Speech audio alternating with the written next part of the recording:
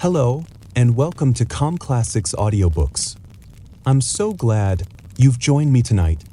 Before we begin, I want you to find a comfortable place. Whether you're lying down in bed, curled up with a blanket, or just sitting in a peaceful corner, take your time and make sure you're settled and ready to unwind. This is your moment to relax and let go of any stress from the day. Tonight, we'll be diving into one of the most beloved classics, Pride and Prejudice by Jane Austen. This timeless story will gently carry you to another world, a world where love, wit, and personal growth take center stage. But don't worry about the plot twists or conflicts. I've carefully edited the story to ensure that nothing will startle you or disrupt your peaceful journey to sleep. Every word is here to soothe your mind and guide you into a restful, uninterrupted slumber. As we begin our adventure through Pride and Prejudice, let your imagination flow. No need to follow every detail, just let the sound of my voice and the gentle rhythm of the words guide you into a state of relaxation. You're in a safe place here, so let go of your worries. Close your eyes, if you wish, and allow the calming words to carry you away. If your mind starts to wander, that's okay. Simply bring your attention back to the sound of the story, and before you know it, you'll be fast asleep. It is a truth universally acknowledged that a single man in possession of a good fortune must be in want of a wife. However little known the feelings or views of such a man may be on his first entering a neighborhood, this truth is so well fixed in the minds of the surrounding families that he is considered as the rightful property of some one or other of their daughters. "My dear Mr. Bennet," said his lady to him one day, "have you heard that Netherfield Park is let at last?" Mr. Bennet replied that he had not. "But it is," returned she, "for Mrs. Long has just been here, and she told me all about it." Mr. Bennet made no answer. "Do not you want to know who has taken it?" cried his wife impatiently. "You want to tell me, and I have no objection to hearing it. He came down to see the place." This was invitation enough. "Why, my dear, you must know, Mrs. Long says that Netherfield is taken by a young man of large fortune from the north of England, that he came down on Monday in a chaise and four to see the place, and was so much delighted with it that he agreed with Mr. Morris immediately that he is to take possession before Michaelmas, and some of his servants are to be in the house by the end of next week. What is his name? Bingley. Is he married or single? Oh, single, my dear, to be sure. A single man of large fortune, 4,000 or 5,000 a year. What a fine thing for our girls. How so? How can it affect them?" "My dear Mr. Bennet," replied his wife, "how can you be so tiresome? You must know that I am thinking of his marrying one of them. Is that his design in settling here?" "Design? Nonsense, how can you talk so? But it is very likely that he may fall in love with one of them, and therefore you must visit him as soon as he comes. I see no occasion for that. You and the girls may go, or you may send them by themselves, which perhaps will be still better, for as you are as handsome as any of them, Mr. Bingley might like you the best of the party." "My dear, you flatter me. I certainly have had my share of beauty, but I do not pretend to be anything extraordinary now. When a woman has 5 grown-up daughters, she ought to give over thinking of her own beauty. In such cases, a woman has not often much beauty to think of. But, my dear, you must indeed go and see Mr. Bingley when he comes into the neighborhood. It is more than I engage for, I assure you. But consider your daughters. Only think what an establishment it would be for one of them. Sir William and Lady Lucas are determined to go merely on that account, for in general, you know, they visit no newcomers. Indeed you must go, for it will be impossible for us to visit him if you do not. You are over-scrupulous, surely. I dare say Mr. Bingley will be very glad to see you, and I will send a few lines by you to assure him of my hearty consent to his marrying whichever he chooses of the girls, though I must throw in a good word for my little Lizzie. I desire you will do no such thing. Lizzie is not a bit better than the others, and I am sure she is not half so handsome as Jane, nor half so good-humored as Lydia. But you are always giving her the preference. They have none of them much to recommend them, replied he. They are all silly and ignorant like other girls, but Lizzie has something more of quickness than her sisters. Mr. Bennet, how can you abuse your own children in such a way? You take delight in vexing me. You have no compassion on my poor nerves. You mistake me, my dear. I have a high respect for your nerves. They are my old friends. I have heard you mention them with consideration these 20 years at least. Ah, you do not know what I suffer.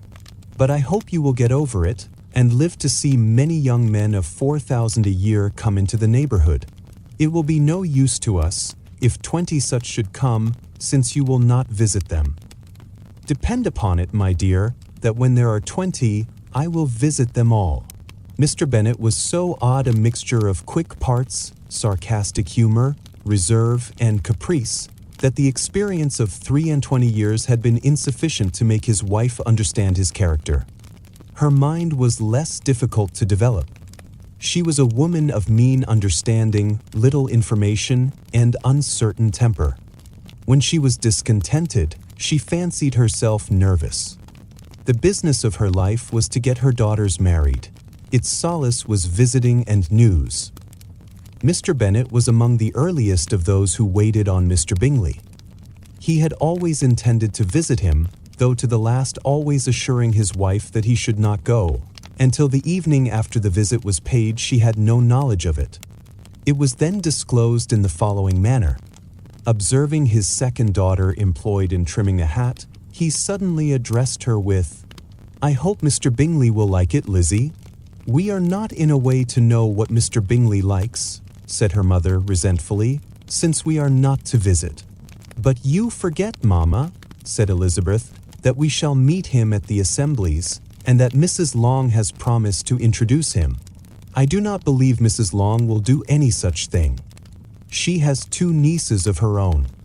She is a selfish, hypocritical woman, and I have no opinion of her." "No more have I," said Mr. Bennet, "and I am glad to find that you do not depend on her serving you." Mrs. Bennet deigned not to make any reply, but, unable to contain herself, began scolding one of her daughters. "Don't keep coughing so, Kitty, for heaven's sake. Have a little compassion on my nerves. You tear them to pieces." "Kitty has no discretion in her coughs," said her father. "She times them ill." "I do not cough for my own amusement," replied Kitty, fretfully. "When is your next ball to be, Lizzie?" "Tomorrow fortnight." "Aye, so it is," cried her mother, "and Mrs. Long does not come back till the day before, so it will be impossible for her to introduce him, for she will not know him herself. Then, my dear, you may have the advantage of your friend, and introduce Mr. Bingley to her." "Impossible, Mr. Bennet, impossible, when I am not acquainted with him myself. How can you be so teasing?" "I honor your circumspection. A fortnight's acquaintance is certainly very little. One cannot know what a man really is by the end of a fortnight. But if we do not venture, somebody else will, and after all, Mrs. Long and her nieces must stand their chance, and therefore, as she will think it an act of kindness, if you decline the office, I will take it on myself." The girls stared at their father. Mrs. Bennet said only, "Nonsense, nonsense. What can be the meaning of that emphatic exclamation?" Cried he, "Do you consider the forms of introduction and the stress that is laid on them as nonsense? I cannot quite agree with you there. What say you, Mary? For you are a young lady of deep reflection, I know, and read great books and make extracts." Mary wished to say something very sensible, but knew not how. "While Mary is adjusting her ideas," he continued, "let us return to Mr. Bingley." "I am sick of Mr. Bingley," cried his wife. "I am sorry to hear that, but why did you not tell me so before? If I had known as much this morning, I certainly would not have called on him. It is very unlucky, but as I have actually paid the visit, We cannot escape the acquaintance now." The astonishment of the ladies was just what he wished, that of Mrs. Bennet perhaps surpassing the rest, though when the first tumult of joy was over, she began to declare that it was what she had expected all the while. "How good it was in you, my dear Mr. Bennet! But I knew I should persuade you at last. I was sure you loved your girls too well to neglect such an acquaintance. Well, how pleased I am! And it is such a good joke, too, that you should have gone this morning and never said a word about it till now. Now, Kitty, you may cough as much as you choose," said Mr. Bennet, and as he spoke, he left the room, fatigued with the raptures of his wife. "What an excellent father you have, girls," said she, when the door was shut. "I do not know how you will ever make him amends for his kindness, or me either, for that matter. At our time of life, it is not so pleasant, I can tell you, to be making new acquaintances every day, but for your sakes we would do anything. Lydia, my love, though you are the youngest, I dare say Mr. Bingley will dance with you at the next ball." "Oh," said Lydia, stoutly, "I am not afraid, for though I am the youngest, I'm the tallest." The rest of the evening was spent in conjecturing how soon he would return Mr. Bennet's visit, and determining when they should ask him to dinner. "I'm the tallest." He rode a black horse. Not all that Mrs. Bennet, however, with the assistance of her 5 daughters, could ask on the subject, was sufficient to draw from her husband any satisfactory description of Mr. Bingley. They attacked him in various ways, with bare-faced questions, ingenious suppositions, and distant surmises, but he eluded the skill of them all, and they were at last obliged to accept the second-hand intelligence of their neighbour, Lady Lucas. Her report was highly favourable. Sir William had been delighted with him. He was quite young, wonderfully handsome, extremely agreeable, and, to crown the whole, he meant to be at the next assembly with a large party. Nothing could be more delightful.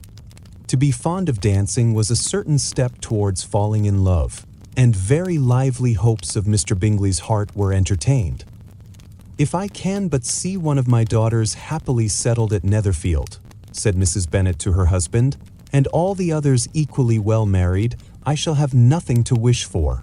In a few days Mr. Bingley returned Mr. Bennet's visit, and sat about 10 minutes with him in his library. He had entertained hopes of being admitted to a sight of the young ladies, of whose beauty he had heard much, but he saw only the father. The ladies were somewhat more fortunate, for they had the advantage of ascertaining, from an upper window, that he wore a blue coat and rode a black horse. An invitation to dinner was soon afterwards dispatched, and already had Mrs. Bennet planned the courses that were to do credit to her housekeeping, when an answer arrived which deferred it all. Mr. Bingley was obliged to be in town the following day, and consequently unable to accept the honour of their invitation, etc. Mrs. Bennet was quite disconcerted. She could not imagine what business he could have in town so soon after his arrival in Hertfordshire, and she began to fear that he might always be flying about from one place to another, and never settled at Netherfield as he ought to be. Lady Lucas quieted her fears a little by starting the idea of H when the party entered, being gone to London only to get a large party for the ball, and a report soon followed that Mr. Bingley was to bring 12 ladies and 7 gentlemen with him to the assembly. The girls grieved over such a number of ladies, but were comforted the day before the ball by hearing that, instead of 12, he had brought only 6 with him from London, his 5 sisters and a cousin. And when the party entered the assembly room, it consisted of only 5 altogether: Mr. Bingley, his 2 sisters, the husband of the eldest, and another young man. Mr. Bingley was good-looking and gentlemanlike. He had a pleasant countenance and easy, unaffected manners. His sisters were fine women, with an air of decided fashion. His brother-in-law, Mr. Hurst, merely looked the gentleman, but his friend Mr. Darcy soon drew the attention of the room by his fine, tall person, handsome features, noble mien, and the report, which was in general circulation within 5 minutes after his entrance, of his having 10,000 a year. The gentleman pronounced him to be a fine figure of a man, The ladies declared he was much handsomer than Mr. Bingley, and he was looked at with great admiration for about half the evening, till his manners gave a disgust which turned the tide of his popularity, for he was discovered to be proud, to be above his company, and above being pleased, and not all his large estate in Derbyshire could save him from having a most forbidding, disagreeable countenance, and being unworthy to be compared with his friend. Mr. Bingley had soon made himself acquainted with all the principal people in the room. He was lively and unreserved, danced every dance, was angry that the ball closed so early, and talked of giving one himself at Netherfield. Such amiable qualities must speak for themselves. What a contrast between him and his friend! Mr. Darcy danced only once with Mrs. Hurst and once with Miss Bingley, declined being introduced to any other lady, and spent the rest of the evening in walking about the room, speaking occasionally to one of his own party. His character was decided. He was the proudest, most disagreeable man in the world, and everybody hoped that he would never come there again. Amongst the most violent against him was Mrs. Bennet, whose dislike of his general behavior was sharpened into particular resentment by his having slighted one of her daughters. Elizabeth Bennet had been obliged, by the scarcity of gentlemen, to sit down for 2 dances, and during part of that time, Mr. Darcy had been standing near enough for her to overhear a conversation between him and Mr. Bingley, who came from the dance for a few minutes to press his friend to join it. "Come, Darcy," said he, "I must have you dance. I hate to see you standing about by yourself in this stupid manner. You had much better dance. I certainly shall not. You know how I detest it, unless I am particularly acquainted with my partner. At such an assembly as this, it would be insupportable. Your sisters are engaged, and there is not another woman in the room whom it would not be a punishment to me to stand up with."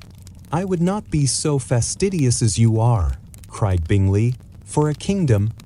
Upon my honor, I never met with so many pleasant girls in my life as I have this evening, and there are several of them, you see, uncommonly pretty." "You are dancing with the only handsome girl in the room," said Mr. Darcy, looking at the eldest Miss Bennet. "Oh, she is the most beautiful creature I ever beheld. But there is one of her sisters sitting down just behind you, who is very pretty, and I dare say very agreeable. Do let me ask my partner to introduce you. She is tolerable." "Which do you mean?" And turning round, he looked for a moment at Elizabeth, till, catching her eye, he withdrew his own and coldly said, "She is tolerable, but not handsome enough to tempt me, and I am in no humor at present to give consequence to young ladies who are slighted by other men. You had better return to your partner and enjoy her smiles, for you are wasting your time with me."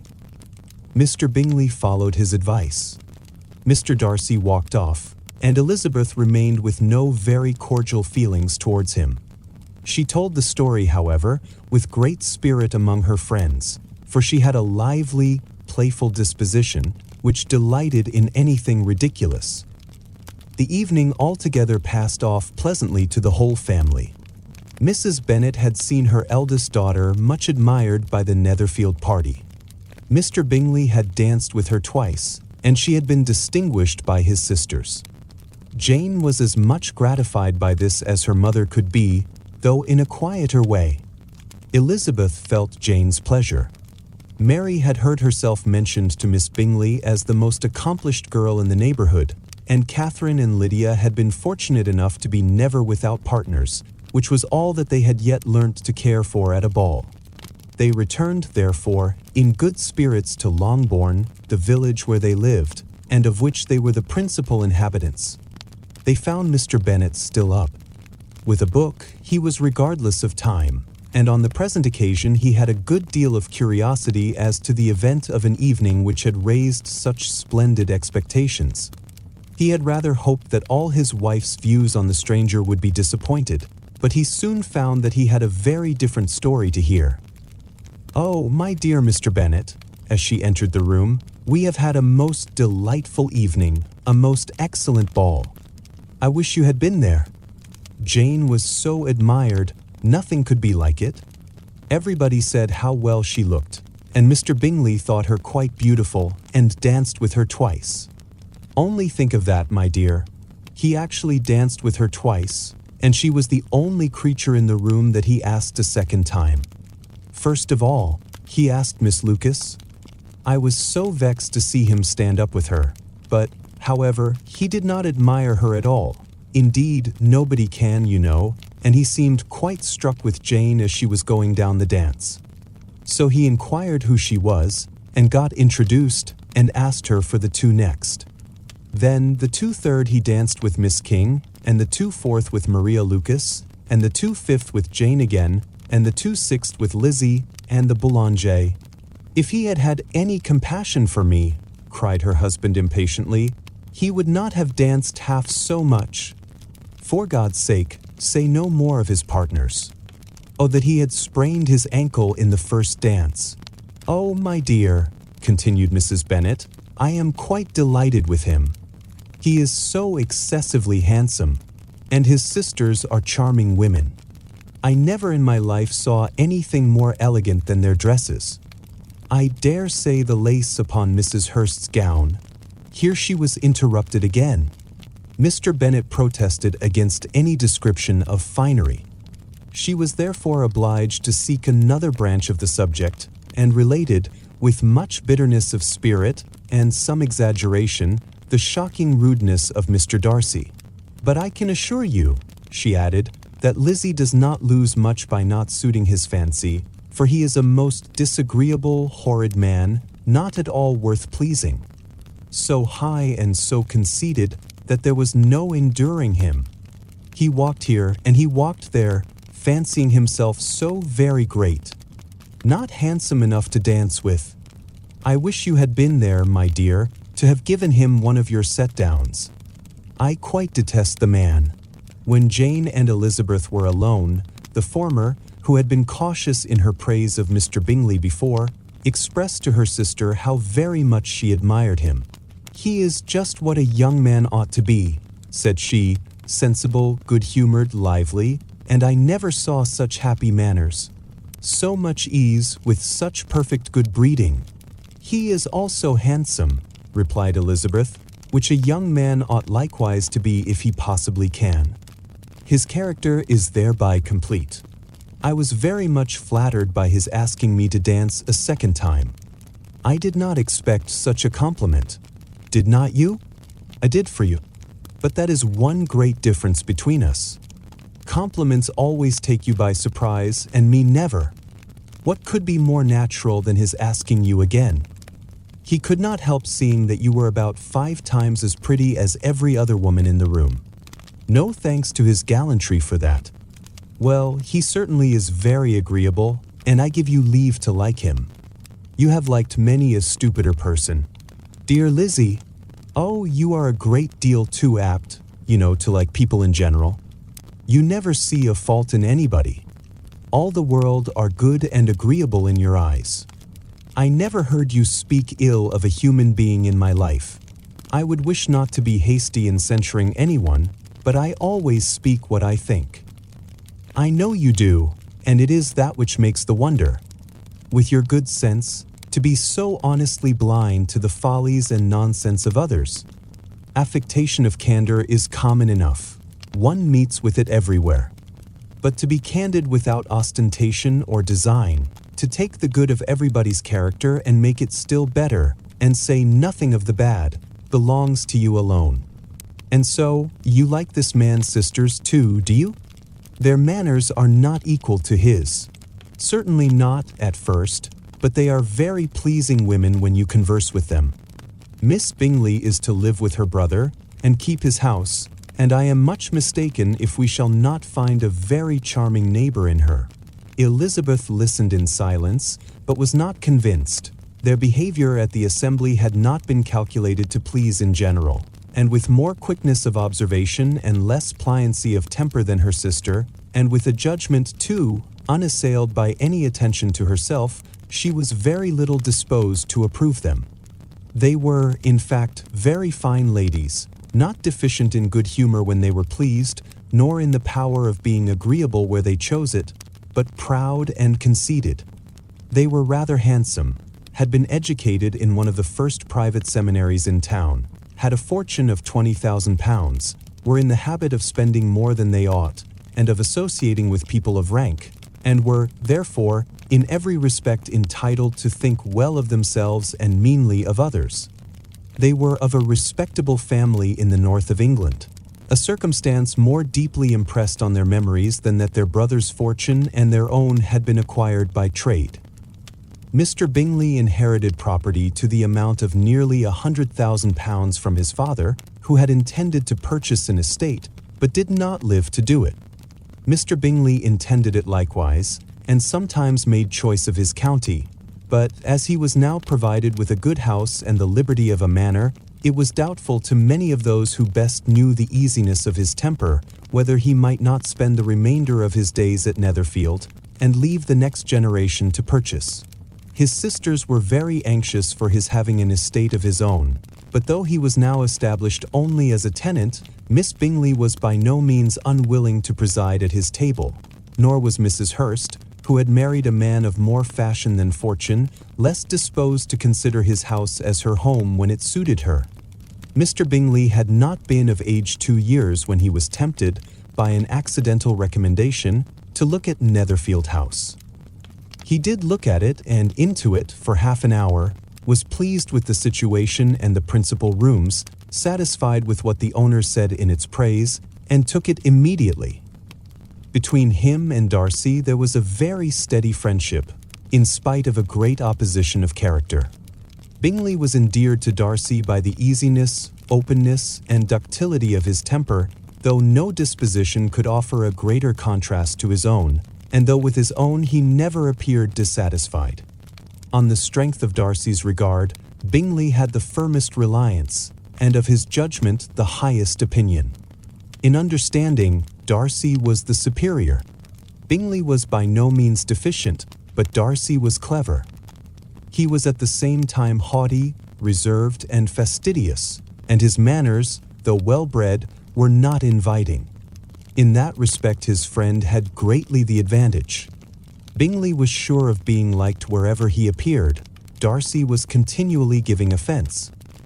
The manner in which they spoke of the Meryton assembly was sufficiently characteristic. Bingley had never met with pleasanter people or prettier girls in his life. Everybody had been most kind and attentive to him. There had been no formality, no stiffness. He had soon felt acquainted with all the room, and as to Miss Bennet, he could not conceive an angel more beautiful.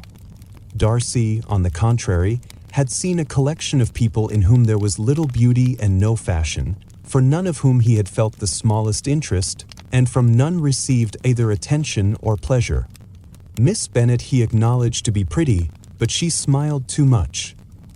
Mrs. Hurst and her sister allowed it to be so, but still they admired her and liked her, and pronounced her to be a sweet girl, and one whom they should not object to know more of. Miss Bennet was therefore established as a sweet girl, and their brother felt authorized by such commendation to think of her as he chose. Within a short walk of Longbourn lived a family with whom the Bennets were particularly intimate. Sir William Lucas had been formerly in trade in Meryton, where he had made a tolerable fortune, and risen to the honor of knighthood by an address to the king during his mayoralty. The distinction had, perhaps, been felt too strongly. It had given him a disgust to his business and to his residence in a small market town, and, quitting them both, he had removed with his family to a house about a mile from Meryton, denominated from that period Lucas Lodge, where he could think with pleasure of his own importance, and, unshackled by business, occupy himself solely in being civil to all the world.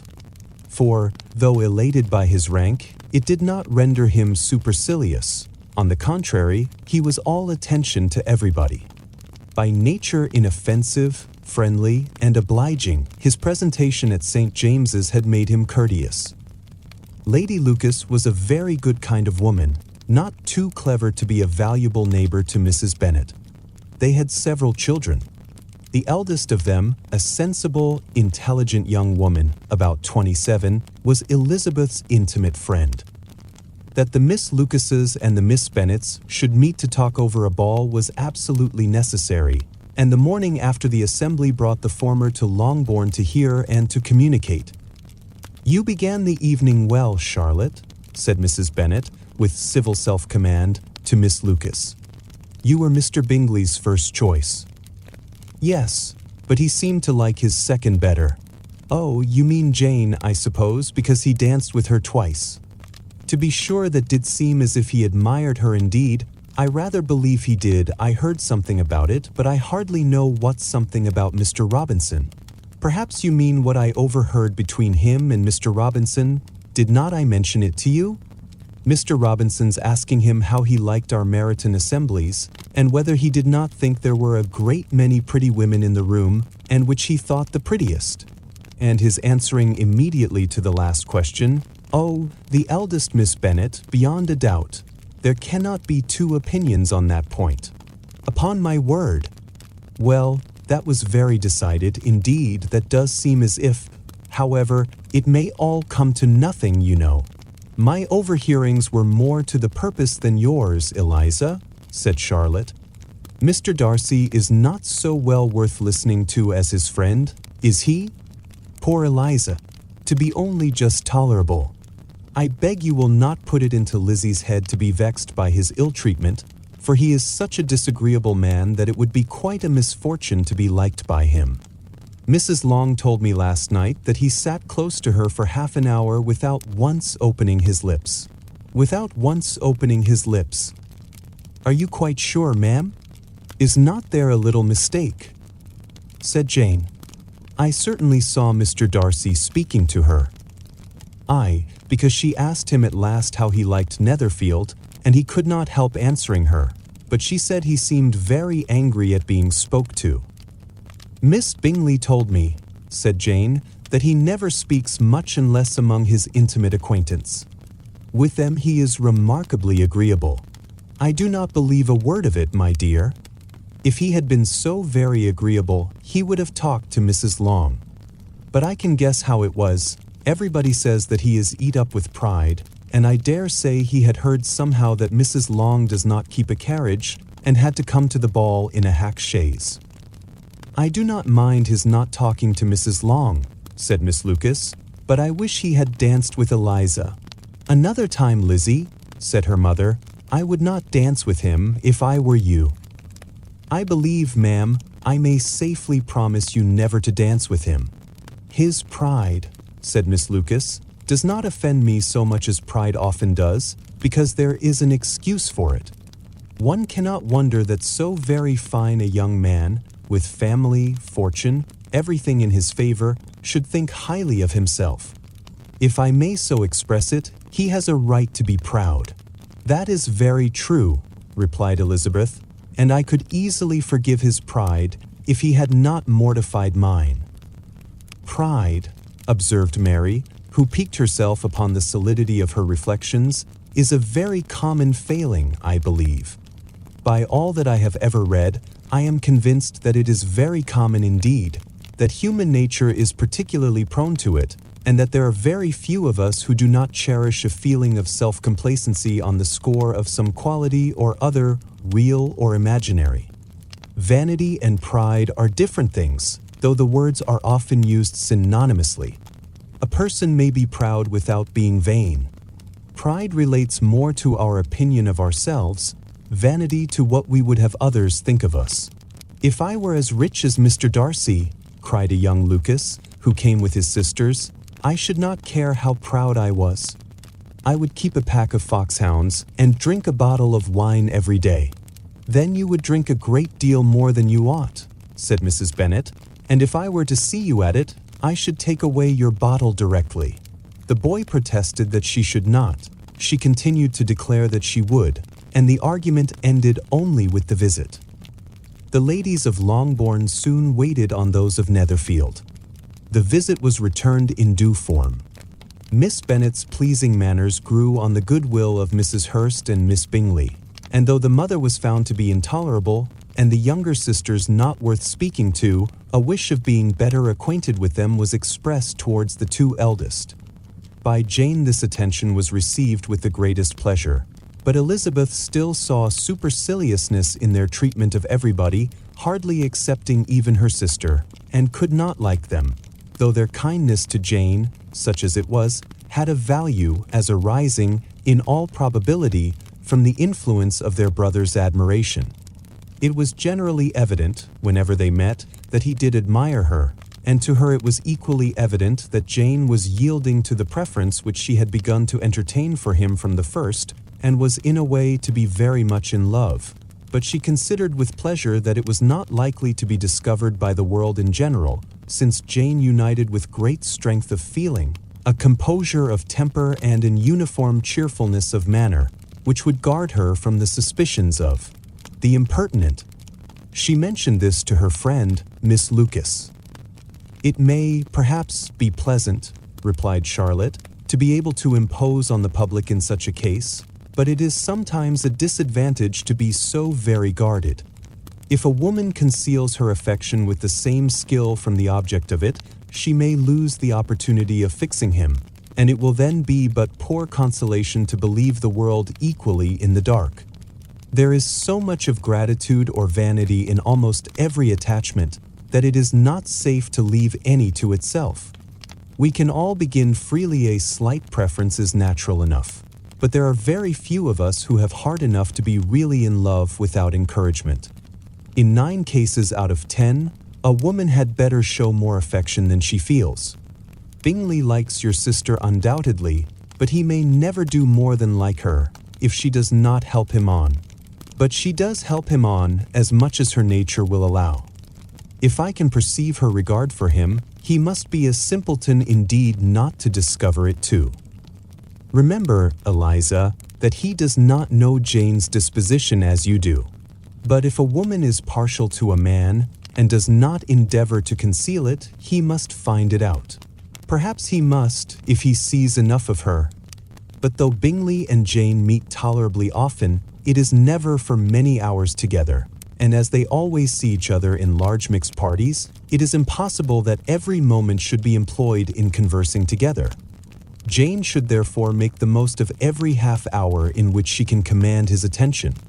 When she is secure of him, there will be leisure for falling in love as much as she chooses.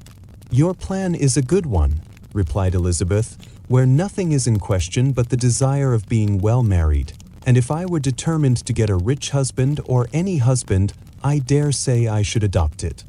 But these are not Jane's feelings. She is not acting by design. As yet she cannot even be certain of the degree of her own regard, nor of its reasonableness. She has known him only a fortnight. She danced 4 dances with him at Meryton. She saw him one morning at his own house, and has since dined in company with him 4 times. This is not quite enough to make her understand his character. Not as you represent it. Had she merely dined with him, she might only have discovered whether he had a good appetite. But you must remember that 4 evenings have been also spent together, and 4 evenings may do a great deal. Yes, these 4 evenings have enabled them to ascertain that they both like Vingt better than commerce, but with respect to any other leading characteristic, I do not imagine that much has been unfolded.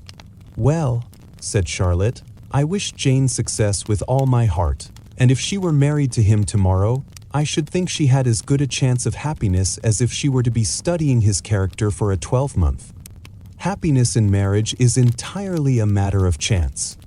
If the dispositions of the parties are ever so well known to each other, or ever so similar beforehand, it does not advance their felicity in the least.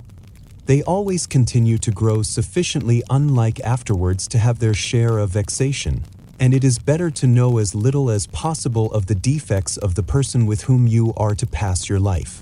You make me laugh, Charlotte, but it is not sound. You know it is not sound, and that you would never act in this way yourself." Occupied in observing Mr. Bingley's attention to her sister, Elizabeth was far from suspecting that she was herself becoming an object of some interest in the eyes of his friend. Mr. Darcy had at first scarcely allowed her to be pretty. He had looked at her without admiration at the ball, and when they next met, he looked at her only to criticize. But no sooner had he made it clear to himself and his friends that she had hardly a good feature in her face, than he began to find it was rendered uncommonly intelligent by the beautiful expression of her dark eyes. To this discovery succeeded some others equally mortifying. Though he had detected with a critical eye more than one failure of perfect symmetry in her form, he was forced to acknowledge her figure to be light and pleasing, and in spite of his asserting that her manners were not those of the fashionable world, he was caught by their easy playfulness. Of this she was perfectly unaware. To her he was only the man who made himself agreeable nowhere, and who had not thought her handsome enough to dance with. He began to wish to know more of her, and, as a step towards conversing with her himself, attended to her conversation with others. His doing so drew her notice. It was at Sir William Lucas's, where a large party were assembled. "What does Mr. Darcy mean," said she to Charlotte, "by listening to my conversation with Colonel Forster? That is a question which Mr. Darcy only can answer. But if he does it any more, I shall certainly let him know that I see what he is about. He has a very satirical eye, and if I do not begin by being impertinent myself, I shall soon grow afraid of him." The entreaties of several. On his approaching them soon afterwards, though without seeming to have any intention of speaking, Miss Lucas defied her friend to mention such a subject to him, which immediately provoking Elizabeth to do it, she turned to him and said, "Did not you think, Mr. Darcy, that I expressed myself uncommonly well just now, when I was teasing Colonel Forster to give us a ball at Meryton? With great energy, but it is a subject which always makes a lady energetic. You are severe on us. It will be her turn soon to be teased," said Miss Lucas. "I am going to open the instrument, Eliza, and you know what follows. You are a very strange creature by way of a friend, always wanting me to play and sing before anybody and everybody.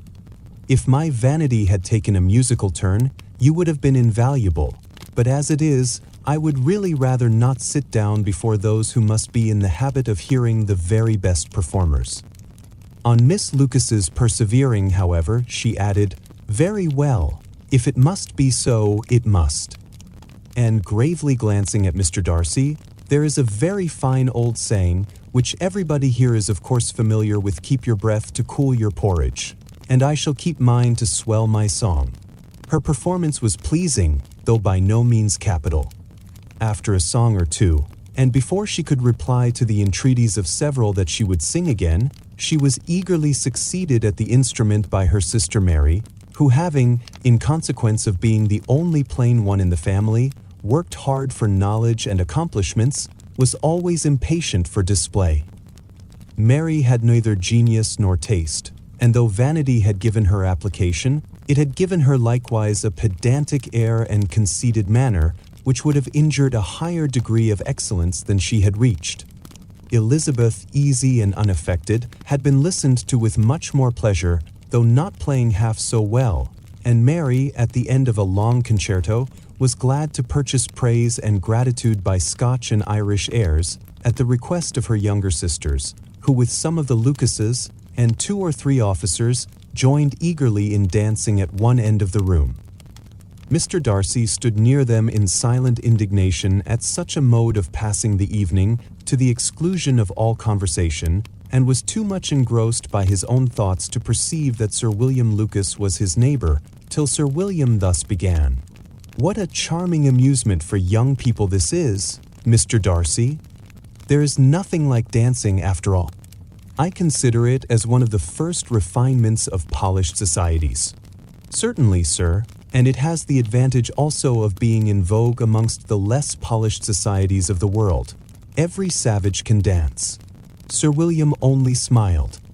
"Your friend performs delightfully," he continued after a pause, on seeing Bingley join the group, "and I doubt not that you are an adept in the science yourself, Mr. Darcy. You saw me dance at Meryton, I believe, sir?" "Yes, indeed, and received no inconsiderable pleasure from the sight." "Do you often dance at St. James's?" "Never, sir." "Do you not think it would be a proper compliment to the place?" It is a compliment which I never pay to any place if I can avoid it. You have a house in town, I conclude?" Mr. Darcy bowed. "I had once some thoughts of fixing in town myself, for I am fond of superior society, but I did not feel quite certain that the air of London would agree with Lady Lucas." He paused in hopes of an answer, but his companion was not disposed to make any, and Elizabeth at that instant moving towards them, he was struck with the notion of doing a very gallant thing, and called out to her, "My dear Miss Eliza, why are not you dancing? Mr. Darcy, you must allow me to present this young lady to you as a very desirable partner. You cannot refuse to dance, I am sure, when so much beauty is before you." And taking her hand, he would have given it to Mr. Darcy, who, though extremely surprised, was not unwilling to receive it, when she instantly drew back, and said with some discomposure to Sir William, "Indeed, sir, I have not the least intention of dancing.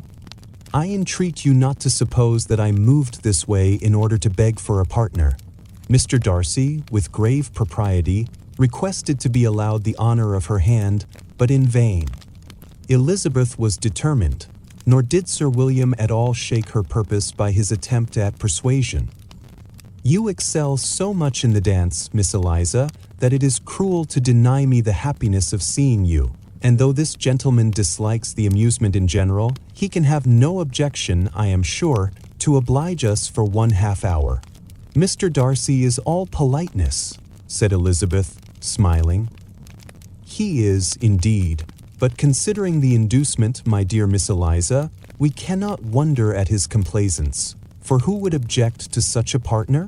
Elizabeth looked archly and turned away.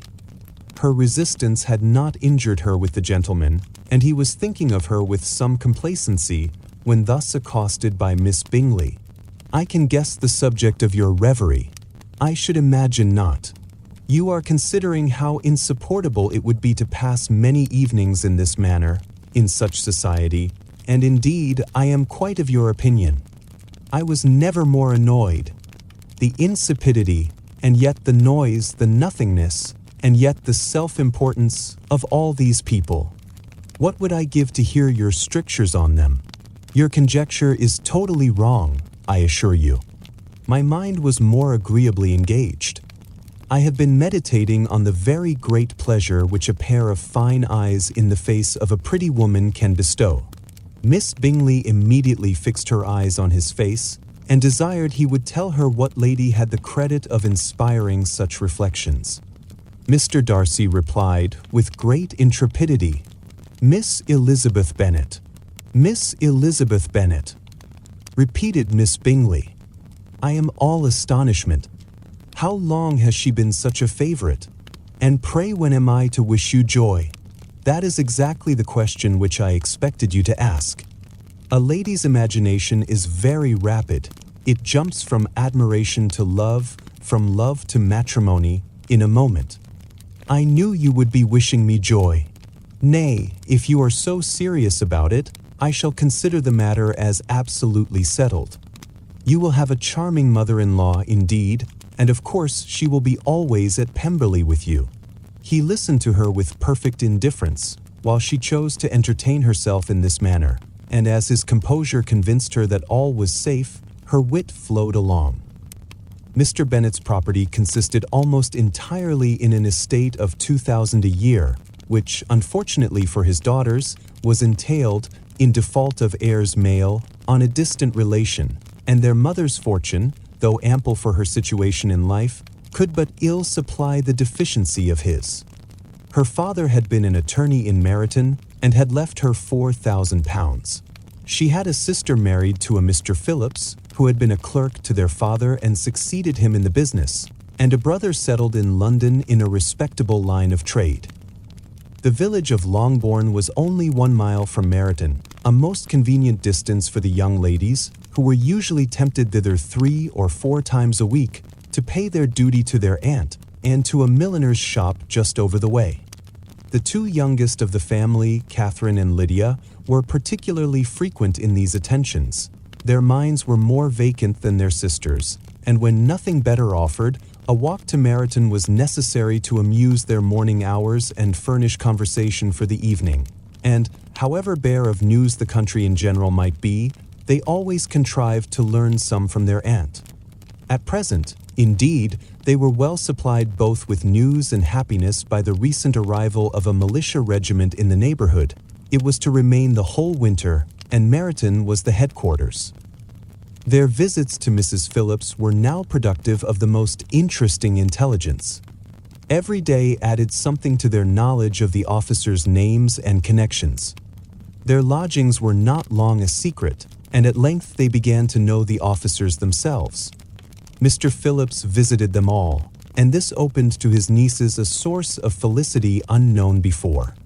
They could talk of nothing but officers, and Mr. Bingley's large fortune, the mention of which gave animation to their mother, was worthless in their eyes when opposed to the regimentals of an ensign.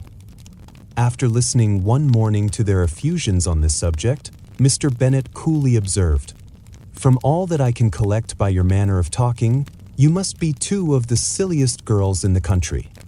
I have suspected it some time, but I am now convinced."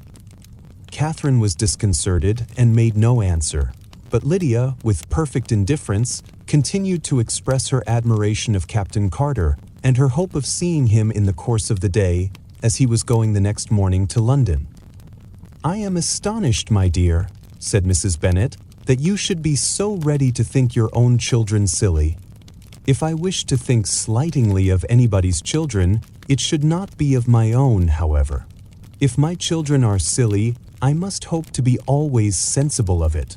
Yes, but as it happens, they are all of them very clever. This is the only point, I flatter myself, on which we do not agree. I had hoped that our sentiments coincided in every particular, but I must so far differ from you as to think our two youngest daughters uncommonly foolish. My dear Mr. Bennet, you must not expect such girls to have the sense of their father and mother. When they get to our age, I dare say they will not think about officers any more than we do. I remember the time when I liked a red coat myself very well, and indeed, so I do still at my heart, and if a smart young colonel, with 5,000 or 6,000 a year, should want one of my girls, I shall not say nay to him, and I thought Colonel Forster looked very becoming the other night at Sir William's in his regimentals." "Mamma," cried Lydia, "my aunt says that Colonel Forster and Captain Carter do not go so often to Miss Watson's as they did when they first came. She sees them now very often standing in Clark's library." Mrs. Bennet was prevented replying by the entrance of the footman with a note for Miss Bennet. It came from Netherfield, and the servant waited for an answer. Mrs. Bennet's eyes sparkled with pleasure, and she was eagerly calling out, while her daughter read, "Well, Jane, who is it from? What is it about? What does he say? Well, Jane, make haste and tell us. Make haste, my love." "It is from Miss Bingley," said Jane, and then read it aloud. "If you are not so compassionate as to dine today with Louisa and me, we shall be in danger of hating each other for the rest of our lives, for a whole day's tete-a-tete between two women can never end without a quarrel. Come as soon as you can on the receipt of this. My brother and the gentlemen are to dine with the officers. Yours ever, Caroline Bingley." "With the officers?" cried Lydia. "I wonder my aunt did not tell us of that." "Dining out," said Mrs. Bennet. "That is very unlucky." "Can I have the carriage?" said Jane. "No, my dear, you had better go on horseback because it seems likely to rain, and then you must stay all night." "That would be a good scheme," said Elizabeth, "if you were sure that they would not offer to send her home." "Oh, but the gentlemen will have Mr. Bingley's chaise to go to Meryton, and the Hursts have no horses to theirs. I had much rather go in the coach. But, my dear, your father cannot spare the horses, I am sure. They are wanted in the farm, Mr. Bennet, are not they? Cheerful prognostics. They are wanted in the farm much oftener than I can get them. But if you have got them today," said Elizabeth, "my mother's purpose will be answered." She did at last extort from her father an acknowledgment that the horses were engaged. Jane was therefore obliged to go on horseback, and her mother attended her to the door with many cheerful prognostics of a bad day. Her hopes were answered. Jane had not been gone long before it rained hard. Her sisters were uneasy for her, but her mother was delighted. The rain continued the whole evening without intermission. Jane certainly could not come back.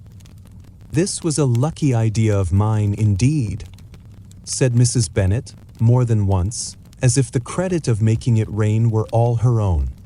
Till the next morning, however, she was not aware of all the felicity of her contrivance. Breakfast was scarcely over when a servant from Netherfield brought the following note for Elizabeth.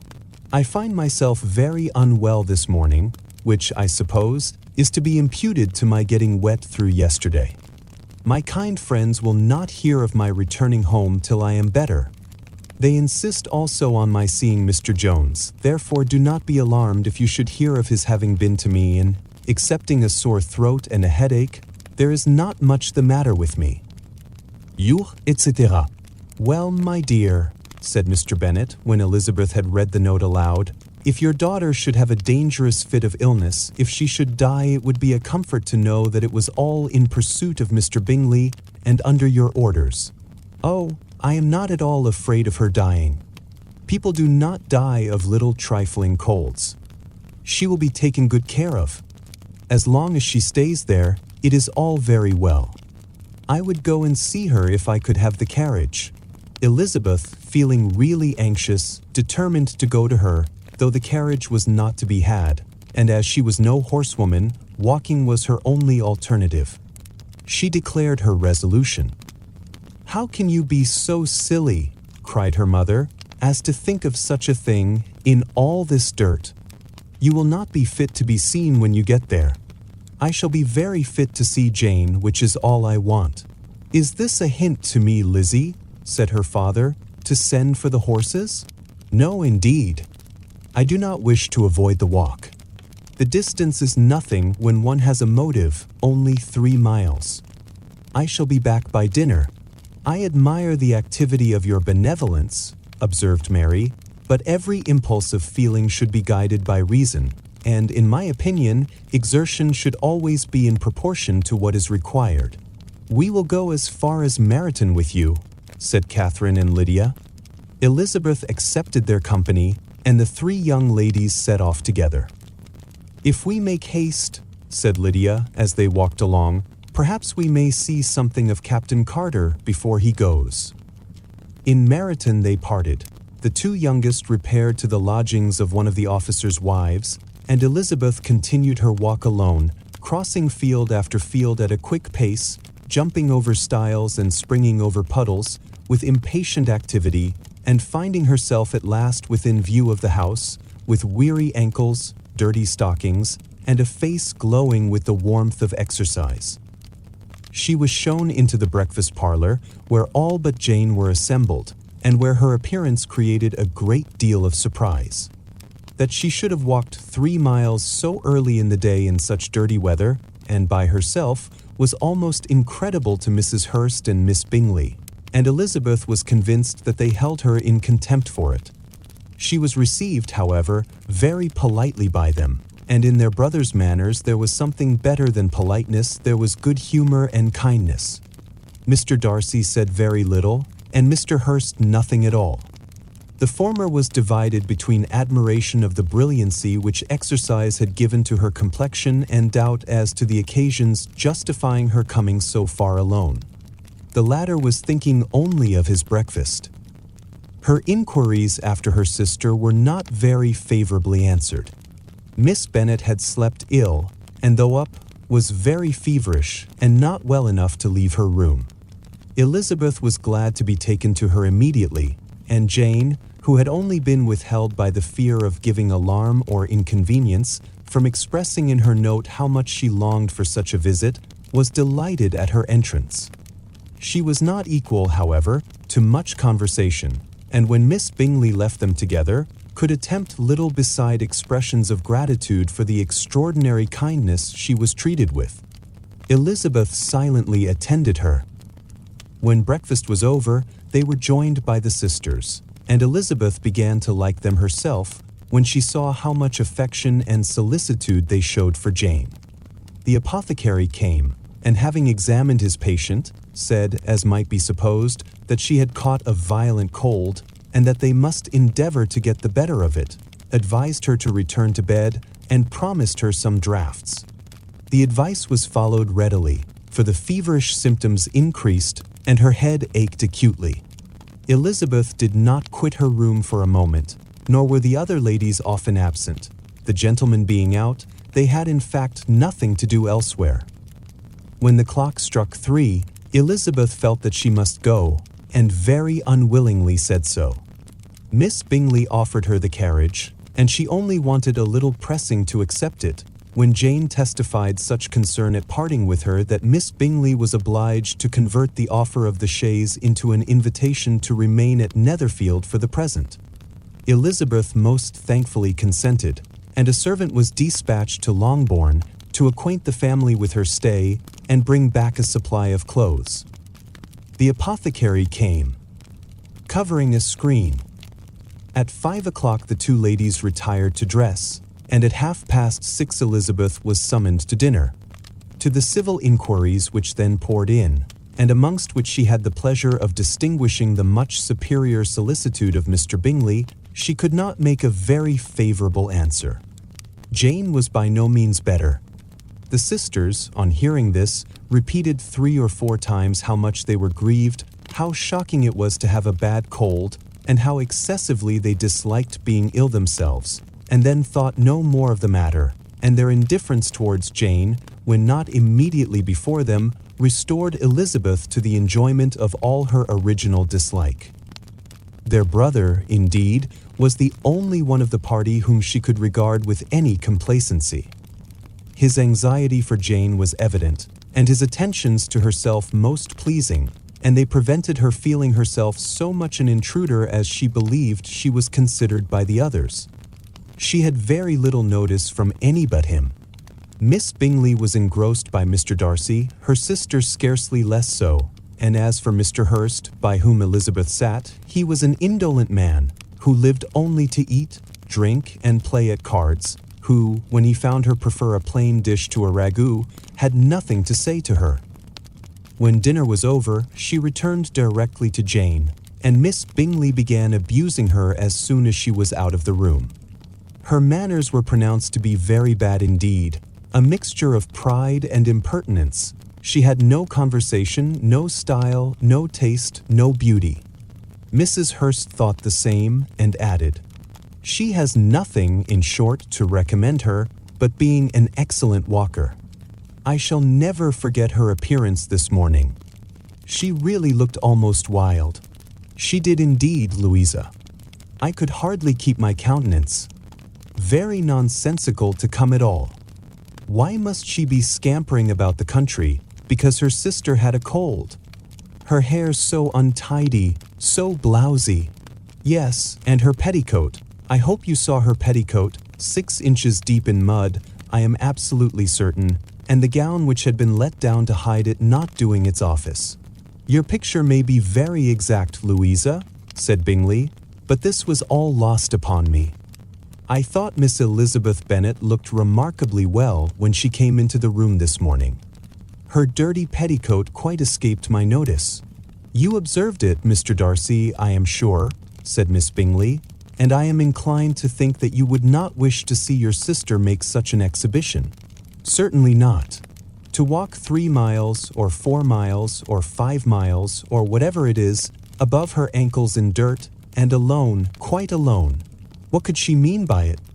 It seems to me to show an abominable sort of conceited independence, a most country town indifference to decorum. It shows an affection for her sister that is very pleasing, said Bingley. I am afraid, Mr. Darcy, observed Miss Bingley in a half-whisper, that this adventure has rather affected your admiration of her fine eyes. Not at all, he replied. They were brightened by the exercise. A short pause followed this speech, and Mrs. Hurst began again. I have an excessive regard for Jane Bennet. She is really a very sweet girl, and I wish with all my heart she were well settled. But with such a father and mother, and such low connections, I am afraid there is no chance of it. I think I have heard you say that their uncle is an attorney in Meryton? Yes, and they have another, who lives somewhere near Cheapside. That is capital, added her sister, and they both laughed heartily. If they had uncles enough to fill all Cheapside, cried Bingley, it would not make them one jot less agreeable. But it must very materially lessen their chance of marrying men of any consideration in the world, replied Darcy. To this speech Bingley made no answer, but his sisters gave it their hearty assent, and indulged their mirth for some time at the expense of their dear friend's vulgar relations. With a renewal of tenderness, however, they repaired to her room on leaving the dining parlor, and sat with her till summoned to coffee.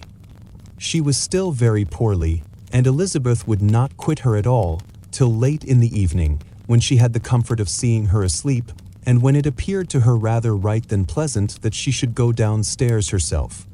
On entering the drawing-room, she found the whole party at loo, and was immediately invited to join them, but suspecting them to be playing high, she declined it, and making her sister the excuse, said she would amuse herself, for the short time she could stay below, with a book. Mr. Hurst looked at her with astonishment. "Do you prefer reading to cards?" said he. "That is rather singular." "Miss Eliza Bennet," said Miss Bingley, "despises cards.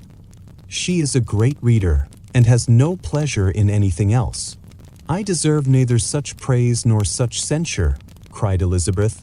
"I am not a great reader, and I have pleasure in many things."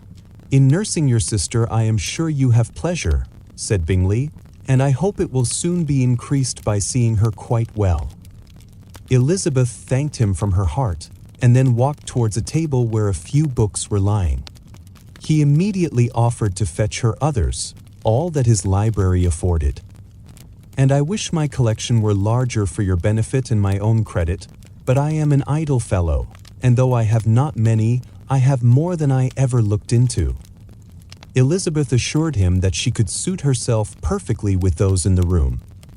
"I am astonished," said Miss Bingley, "that my father should have left so small a collection of books. What a delightful library you have at Pemberley, Mr. Darcy." "It ought to be good," he replied. "It has been the work of many generations. And then you have added so much to it yourself, you are always buying books. I cannot comprehend the neglect of a family library in such days as these." "Neglect? I am sure you neglect nothing that can add to the beauties of that noble place. Charles, when you build your house, I wish it may be half as delightful as Pemberley. I wish it may. But I would really advise you to make your purchase in that neighborhood, and take Pemberley for a kind of model. There is not a finer county in England than Derbyshire. With all my heart, I will buy Pemberley itself if Darcy will sell it. I am talking of possibilities, Charles. Upon my word, Caroline, I should think it more possible to get Pemberley by purchase than by imitation." Elizabeth was so much caught by what passed as to leave her very little attention for her book, and soon laying it wholly aside, she drew near the card table and stationed herself between Mr. Bingley and his eldest sister to observe the game. "Is Miss Darcy much grown since the spring?" said Miss Bingley. "Will she be as tall as I am?" "I think she will. She is now about Miss Elizabeth Bennet's height, or rather taller. How I long to see her again! I never met with anybody who delighted me so much. Such a countenance, such manners, and so extremely accomplished for her age. Her performance on the pianoforte is exquisite." "It is amazing to me," said Bingley, "how young ladies can have patience to be so very accomplished as they all are." "All young ladies accomplished? My dear Charles, what do you mean?" "Yes, all of them, I think. They all paint tables, cover screens, and net purses. I scarcely know anyone who cannot do all this, and I am sure I never heard a young lady spoken of for the first time without being informed that she was very accomplished." "Your list of the common extent of accomplishments," said Darcy, "has too much truth. The word is applied to many a woman who deserves it no otherwise than by netting a purse or covering a screen. But I am very far from agreeing with you in your estimation of ladies in general. I cannot boast of knowing more than half a dozen in the whole range of my acquaintance that are really accomplished. Nor I am sure, said Miss Bingley. Then, observed Elizabeth, you must comprehend a great deal in your idea of an accomplished woman. Yes, I do comprehend a great deal in it. Oh, certainly, cried his faithful assistant. No one can be really esteemed accomplished who does not greatly surpass what is usually met with. A woman must have a thorough knowledge of music, singing, drawing, dancing, and the modern languages to deserve the word, and besides all this, she must possess a certain something in her air and manner of walking, the tone of her voice, her address and expressions, or the word will be but half deserved. All this she must possess, added Darcy, and to all she must yet add something more substantial in the improvement of her mind by extensive reading. I am no longer surprised at your knowing only 6 accomplished women. I rather wonder now at your knowing any. Are you so severe upon your own sex as to doubt the possibility of all this? I never saw such a woman. I never saw such capacity and taste and application and elegance as you describe united. Mrs. Hurst and Miss Bingley both cried out against the injustice of her implied doubt, and were both protesting that they knew many women who answered this description, when Mr. Hurst called them to order, with bitter complaints of their inattention to what was going forward. As all conversation was thereby at an end, Elizabeth soon afterwards left the room. Eliza Bennet, said Miss Bingley when the door was closed on her, is one of those young ladies who seek to recommend themselves to the other sex by undervaluing their own, and with many men, I dare say, it succeeds, but in my opinion, it is a paltry device, a very mean art. Undoubtedly, replied Darcy, to whom this remark was chiefly addressed, there is meanness in all the arts which ladies sometimes condescend to employ for captivation. Whatever bears affinity to cunning is despicable. Miss Bingley was not so entirely satisfied with this reply as to continue the subject. Elizabeth joined them again only to say that her sister was worse and that she could not leave her.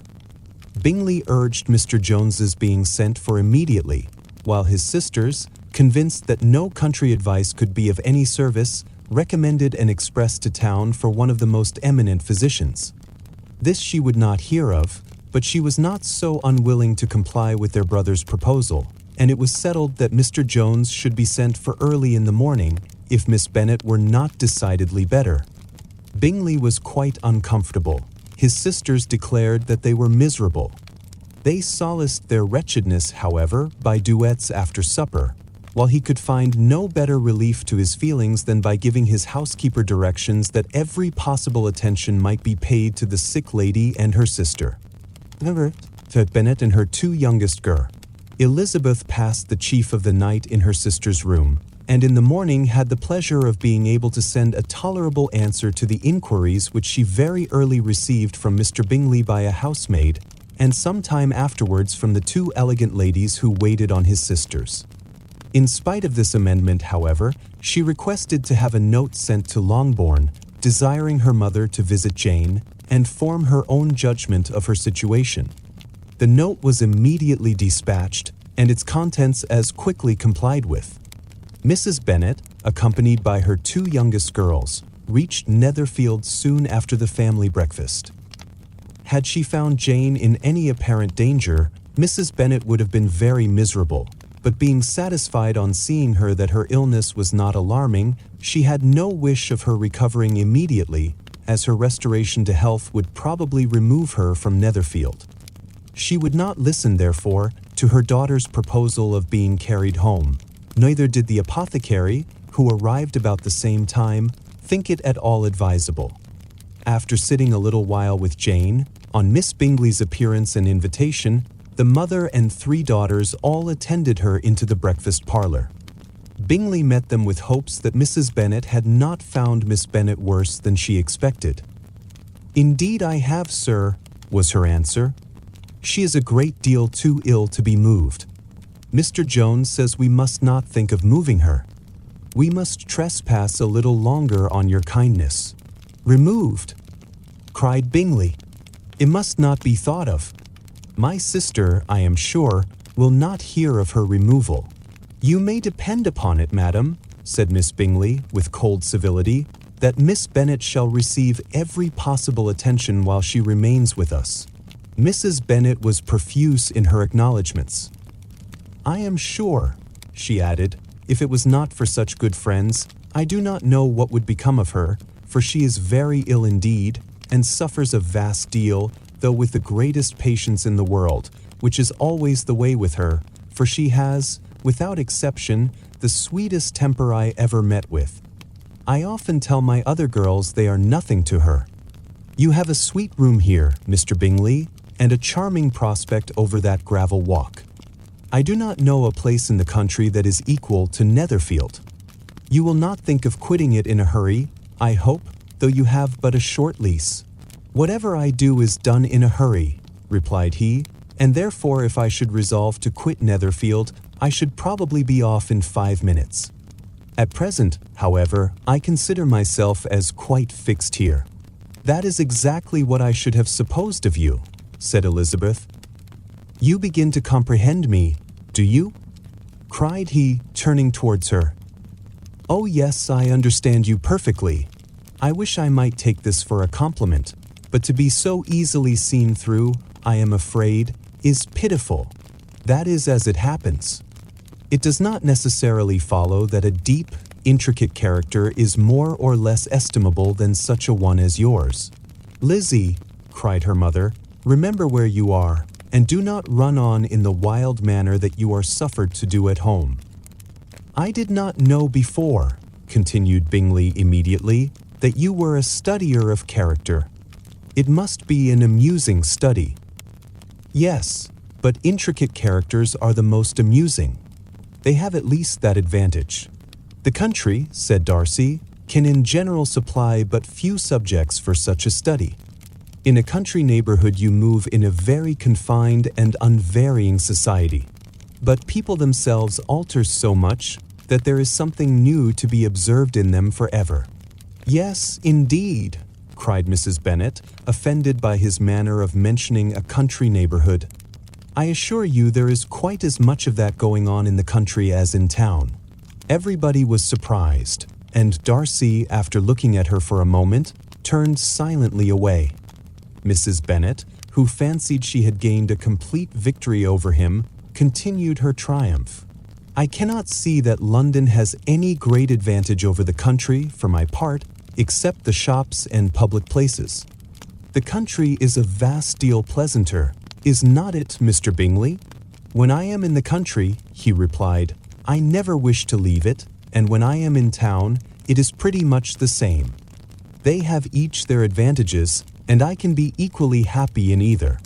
"Aye, that is because you have the right disposition." But that gentleman, looking at Darcy, seemed to think the country was nothing at all. "Indeed, mamma, you are mistaken," said Elizabeth, blushing for her mother.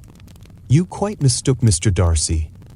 He only meant that there was not such a variety of people to be met with in the country as in town, which you must acknowledge to be true." "Certainly, my dear, nobody said there were, but as to not meeting with many people in this neighborhood, I believe there are few neighborhoods larger. I know we dine with 24 families. Nothing but concern for Elizabeth could enable Bingley to keep his countenance." His sister was less delicate, and directed her eye towards Mr. Darcy with a very expressive smile. Elizabeth, for the sake of saying something that might turn her mother's thoughts, now asked her if Charlotte Lucas had been at Longbourn since her coming away. "Yes, she called yesterday with her father. What an agreeable man Sir William is. Mr. Bingley is not he. So much the man of fashion. So genteel and so easy. He has always something to say to everybody. That is my idea of good breeding, and those persons who fancy themselves very important and never open their mouths quite mistake the matter. Did Charlotte dine with you?" "No, she would go home." I fancy she was wanted about the mince pies. For my part, Mr. Bingley, I always keep servants that can do their own work. My daughters are brought up differently. But everybody is to judge for themselves, and the Lucases are a very good sort of girls, I assure you. It is a pity they are not handsome. Not that I think Charlotte so very plain, but then she is our particular friend. She seems a very pleasant young woman, said Bingley. Oh dear, yes, but you must own she is very plain. Lady Lucas herself has often said so, and envied me Jane's beauty. I do not like to boast of my own child, but to be sure, Jane one does not often see anybody better looking. It is what everybody says. I do not trust my own partiality. When she was only 15, there was a gentleman at my brother Gardiner's in town so much in love with her that my sister-in-law was sure he would make her an offer before we came away. But, however, he did not. Perhaps he thought her too young. However, he wrote some verses on her, and very pretty they were. And so ended his affection, said Elizabeth, impatiently. There has been many a one, I fancy, overcome in the same way. I wonder who first discovered the efficacy of poetry in driving away love. I have been used to consider poetry as the food of love, said Darcy. Of a fine, stout, healthy love it may. Everything nourishes what is strong already. But if it be only a slight, thin sort of inclination, I am convinced that one good sonnet will starve it entirely away. Darcy only smiled, and the general pause which ensued made Elizabeth tremble lest her mother should be exposing herself again. She longed to speak, but could think of nothing to say, and after a short silence Mrs. Bennet began repeating her thanks to Mr. Bingley for his kindness to Jane, with an apology for troubling him also with Lizzie. Mr. Bingley was unaffectedly civil in his answer, and forced his younger sister to be civil also, and say what the occasion required. She performed her part, indeed, without much graciousness, but Mrs. Bennet was satisfied, and soon afterwards ordered her carriage. Upon this signal, the youngest of her daughters put herself forward. The two girls had been whispering to each other during the whole visit, and the result of it was that the youngest should tax Mr. Bingley with having promised on his first coming into the country to give a ball at Netherfield. Lydia was a stout, well-grown girl of 15, with a fine complexion and good-humored countenance, a favorite with her mother, whose affection had brought her into public at an early age. She had high animal spirits and a sort of natural self-consequence, which the attentions of the officers, to whom her uncle's good dinners and her own easy manners recommended her, had increased into assurance. She was very equal, therefore, to address Mr. Bingley on the subject of the ball, and abruptly reminded him of his promise, adding that it would be the most shameful thing in the world if he did not keep it. His answer to this sudden attack was delightful to her mother's ear. I am perfectly ready, I assure you, to keep my engagement, and when your sister is recovered, you shall, if you please, name the very day of the ball. But you would not wish to be dancing while she is ill. Lydia declared herself satisfied. Oh yes, it would be much better to wait till Jane was well, and by that time, most likely, Captain Carter would be at Meryton again. And when you have given your ball, she added, I shall insist on their giving one also. I shall tell Colonel Forster it will be quite a shame if he does not. Mrs. Bennet and her daughters then departed, and Elizabeth returned instantly to Jane, leaving her own and her relations' behavior to the remarks of the two ladies and Mr. Darcy, the latter of whom, however, could not be prevailed on to join in their censure of her, in spite of all Miss Bingley's witticisms on fine eyes. The day passed much as the day before had done. Mrs. Hurst and Miss Bingley had spent some hours of the morning with the invalid, who continued, though slowly, to mend, and in the evening, Elizabeth joined their party in the drawing-room. The loo table, however, did not appear. Mr. Darcy was writing, and Miss Bingley, seated near him, was watching the progress of his letter, and repeatedly calling off his attention by messages to his sister. Mr. Hurst and Mr. Bingley were at piquet, and Mrs. Hurst was observing their game. Elizabeth took up some needlework and was sufficiently amused in attending to what passed between Darcy and his companion. The perpetual commendations of the lady either on his handwriting, or on the evenness of his lines, or on the length of his letter, with the perfect unconcern with which her praises were received, formed a curious dialogue, and was exactly in unison with her opinion of each. How delighted Miss Darcy will be to receive such a letter. He made no answer. You write uncommonly fast. You are mistaken. I write rather slowly. How many letters you must have occasion to write in the course of a year? Letters of business, too. How odious I should think them. It is fortunate, then, that they fall to my lot instead of to yours. Pray tell your sister that I long to see her. I have already told her so once, by your desire. I am afraid you do not like your pen. Let me mend it for you. I mend pens remarkably well. Thank you, but I always mend my own. How can you contrive to write so even? He was silent. Tell your sister I am delighted to hear of her improvement on the harp, and pray let her know that I am quite in raptures with her beautiful little design for a table, and I think it infinitely superior to Miss Grantley's. Will you give me leave to defer your raptures till I write again? At present I have not room to do them justice. Oh, it is of no consequence. I shall see her in January. But do you always write such charming long letters to her, Mr. Darcy? They are generally long, but whether always charming, it is not for me to determine. It is a rule with me that a person who can write a long letter with ease cannot write ill. That will not do for a compliment to Darcy, Caroline, cried her brother, because he does not write with ease. He studies too much for words of 4 syllables. Do not you, Darcy? My style of writing is very different from yours. Oh, cried Miss Bingley, Charles writes in the most careless way imaginable. He leaves out half his words and blots the rest. My ideas flow so rapidly that I have not time to express them, by which means my letters sometimes convey no ideas at all to my correspondents. Your humility, Mr. Bingley, said Elizabeth, must disarm reproof. Nothing is more deceitful, said Darcy, than the appearance of humility. It is often only carelessness of opinion, and sometimes an indirect boast. And which of the two do you call my little recent piece of modesty? The indirect boast, for you are really proud of your defects in writing, because you consider them as proceeding from a rapidity of thought and carelessness of execution, which, if not estimable, you think at least highly interesting. The power of doing anything with quickness is always much prized by the possessor, and often without any attention to the imperfection of the performance.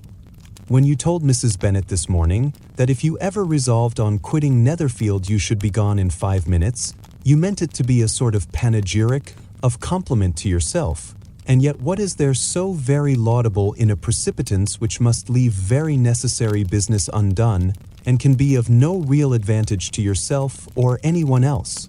Nay, cried Bingley, this is too much, to remember at night all the foolish things that were said in the morning. And yet, upon my honor, I believed what I said of myself to be true, and I believe it at this moment. At least, therefore, I did not assume the character of needless precipitance merely to show off before the ladies. I dare say you believed it, but I am by no means convinced that you would be gone with such celerity. Your conduct would be quite as dependent on chance as that of any man I know, and if, as you were mounting your horse, a friend were to say, Bingley, you had better stay till next week, you would probably do it, you would probably not go, and, at another word, might stay a month. You have only proved by this, cried Elizabeth, that Mr. Bingley did not do justice to his own disposition. You have shown him off now much more than he did himself. I am exceedingly gratified, said Bingley, by your converting what my friend says into a compliment on the sweetness of my temper. But I am afraid you are giving it a turn which that gentleman did by no means intend, for he would certainly think the better of me if, under such a circumstance, I were to give a flat denial and ride off as fast as I could. Would Mr. Darcy then consider the rashness of your original intention as atoned for by your obstinacy in adhering to it? Upon my word, I cannot exactly explain the matter. Darcy must speak for himself. You expect me to account for opinions which you choose to call mine, but which I have never acknowledged. Allowing the case, however, to stand according to your representation, you must remember, Miss Bennet, that the friend who is supposed to desire his return to the house and the delay of his plan has merely desired it, asked it without offering one argument in favor of its propriety. To yield readily easily to the persuasion of a friend is no merit with you. To yield without conviction is no compliment to the understanding of either. You appear to me, Mr. Darcy, to allow nothing for the influence of friendship and affection. A regard for the requester would often make one readily yield to a request without waiting for arguments to reason one into it. We may as well wait, perhaps, till the circumstance occurs before we discuss the discretion of his behavior thereupon.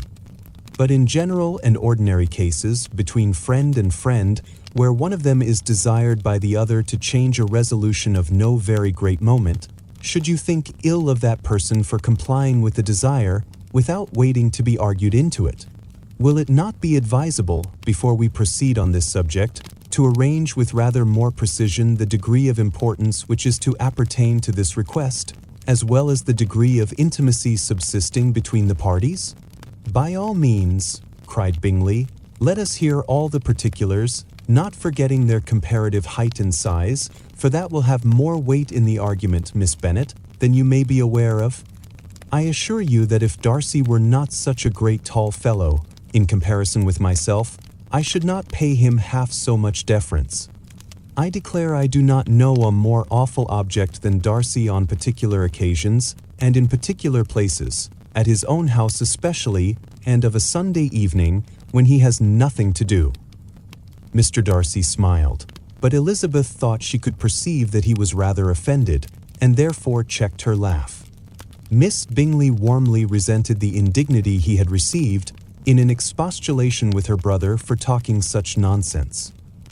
I see your design, Bingley, said his friend. You dislike an argument and want to silence this. Perhaps I do. Arguments are too much like disputes. If you and Miss Bennet will defer yours till I am out of the room, I shall be very thankful, and then you may say whatever you like of me. What you ask, said Elizabeth, is no sacrifice on my side, and Mr. Darcy had much better finish his letter. Mr. Darcy took her advice and did finish his letter. When that business was over, he applied to Miss Bingley and Elizabeth for the indulgence of some music. Miss Bingley moved with alacrity to the pianoforte, and after a polite request that Elizabeth would lead the way, which the other as politely and more earnestly negatived, she seated herself. Mrs. Hurst sang with her sister, and while they were thus employed, Elizabeth could not help observing, as she turned over some music books that lay on the instrument, how frequently Mr. Darcy's eyes were fixed on her. She hardly knew how to suppose that she could be an object of admiration to so great a man, and yet that he should look at her because he disliked her was still more strange. She could only imagine, however, at last, that she drew his notice because there was something about her more wrong and reprehensible, according to his ideas of right, than in any other person present. The supposition did not pain her. She liked him too little to care for his approbation.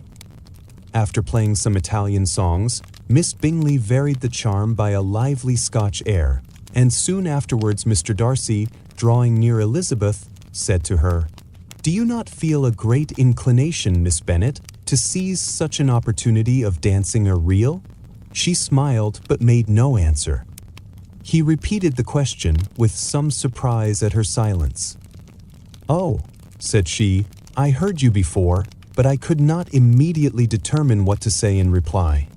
You wanted me, I know, to say, yes, that you might have the pleasure of despising my taste, but I always delight in overthrowing those kind of schemes and cheating a person of their premeditated contempt. I have, therefore, made up my mind to tell you that I do not want to dance a reel at all, and now despise me if you dare. Indeed, I do not dare."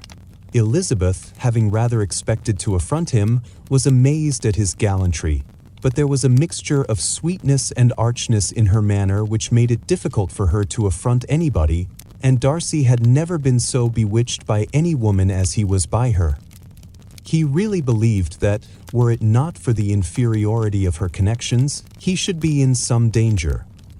Miss Bingley saw, or suspected, enough to be jealous, and her great anxiety for the recovery of her dear friend Jane received some assistance from her desire of getting rid of Elizabeth. She often tried to provoke Darcy into disliking her guest by talking of their supposed marriage and planning his happiness in such an alliance. "I hope," said she, as they were walking together in the shrubbery the next day, "you will give your mother-in-law a few hints when this desirable event takes place as to the advantage of holding her tongue, and if you can compass it, to cure the younger girls of running after the officers. And if I may mention so delicate a subject, endeavor to check that little something bordering on conceit and impertinence which your lady possesses. No, no, stay where you are. Have you anything else to propose for my domestic felicity? Oh yes, do let the portraits of your uncle and Aunt Phillips be placed in the gallery at Pemberley. Put them next to your great-uncle the judge. They are in the same profession, you know, only in different lines. As for your Elizabeth's picture, you must not attempt to have it taken, for what painter could do justice to those beautiful eyes? It would not be easy, indeed, to catch their expression, but their color and shape and the eyelashes, so remarkably fine, might be copied." At that moment they were met from another walk by Mrs. Hurst and Elizabeth herself. "I did not know that you intended to walk," said Miss Bingley, in some confusion, lest they had been overheard. "You used us abominably ill," answered Mrs. Hurst, "running away without telling us that you were coming out." Then taking the disengaged arm of Mr. Darcy, she left Elizabeth to walk by herself. The path just admitted 3. Mr. Darcy felt their rudeness and immediately said, "This walk is not wide enough for our party. We had better go into the avenue." But Elizabeth, who had not the least inclination to remain with them, laughingly answered, "No, no, stay where you are. You are charmingly grouped and appear to uncommon advantage. The picturesque would be spoilt by admitting a 4th. Goodbye." She then ran gaily off, rejoicing as she rambled about, in the hope of being at home again in a day or 2. Jane was already so much recovered as to intend leaving her room for a couple of hours that evening, piling up the fire.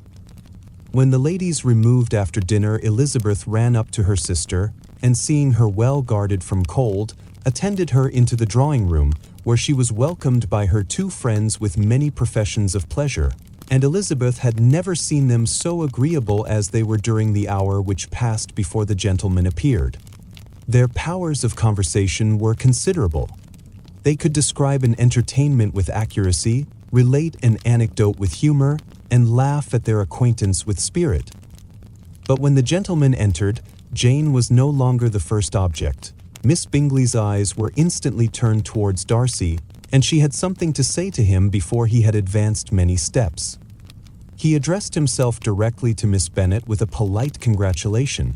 Mr. Hurst also made her a slight bow, and said he was very glad, but diffuseness and warmth remained for Bingley's salutation. He was full of joy and attention. The first half-hour was spent in piling up the fire, lest she should suffer from the change of room, and she removed, at his desire, to the other side of the fireplace, that she might be farther from the door. He then sat down by her, and talked scarcely to anyone else. Elizabeth, at work in the opposite corner, saw it all with great delight. When tea was over, Mr. Hurst reminded his sister-in-law of the card table, but in vain. She had obtained private intelligence that Mr. Darcy did not wish for cards, and Mr. Hurst soon found even his open petition rejected. She assured him that no one intended to play, and the silence of the whole party on the subject seemed to justify her. Mr. Hurst had, therefore, Nothing to do but to stretch himself on one of the sofas and go to sleep. Darcy took up a book. Miss Bingley did the same, and Mrs. Hurst, principally occupied in playing with her bracelets and rings, joined now and then in her brother's conversation with Miss Bennet. Miss Bingley's attention was quite as much engaged in watching Mr. Darcy's progress through his book as in reading her own, and she was perpetually either making some inquiry or looking at his page. She could not win him, however, to any conversation. He merely answered her question and read on.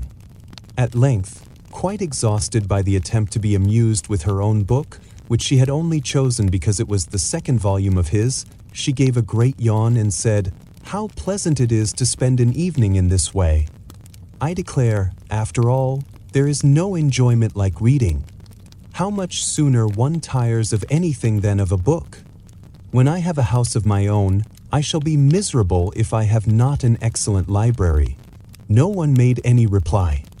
She then yawned again, threw aside her book, and cast her eyes round the room in quest of some amusement, when, hearing her brother mentioning a ball to Miss Bennet, she turned suddenly towards him and said, "By the by, Charles, are you really serious in meditating a dance at Netherfield?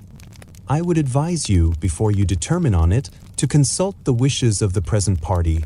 I am much mistaken if there are not some among you as to whom a ball would be rather a punishment than a pleasure." "If you mean Darcy," cried her brother, "he may go to bed, if he chooses, before it begins, but as for the ball, it is quite a settled thing, and as soon as Nichols has made white soup enough I shall send round my cards." "I should like balls infinitely better," she replied, "if they were carried on in a different manner, but there is something insufferably tedious in the usual process of such a meeting. It would surely be much more rational if conversation instead of dancing made the order of the day." "Much more rational, my dear Caroline, I dare say, but it would not be near so much like a ball." Miss Bingley made no answer, and soon afterwards got up and walked about the room. Her figure was elegant, and she walked well, but Darcy, at whom it was all aimed, was still inflexibly studious. In the desperation of her feelings, she resolved on one effort more, and turning to Elizabeth, said, "Miss Eliza Bennet, let me persuade you to follow my example and take a turn about the room. I assure you it is very refreshing after sitting so long in one attitude." Elizabeth was surprised, but agreed to it immediately. Miss Bingley succeeded no less in the real object of her civility. Mr. Darcy looked up. He was as much awake to the novelty of attention in that quarter as Elizabeth herself could be, and unconsciously closed his book. He was directly invited to join their party, but he declined it, observing that he could imagine but two motives for their choosing to walk up and down the room together, with either of which motives his joining them would interfere. What could he mean? She was dying to know what could be his meaning, and asked Elizabeth whether she could at all understand him. "Not at all," was her answer, "but depend upon it, he means to be severe on us, and our surest way of disappointing him will be to ask nothing about it."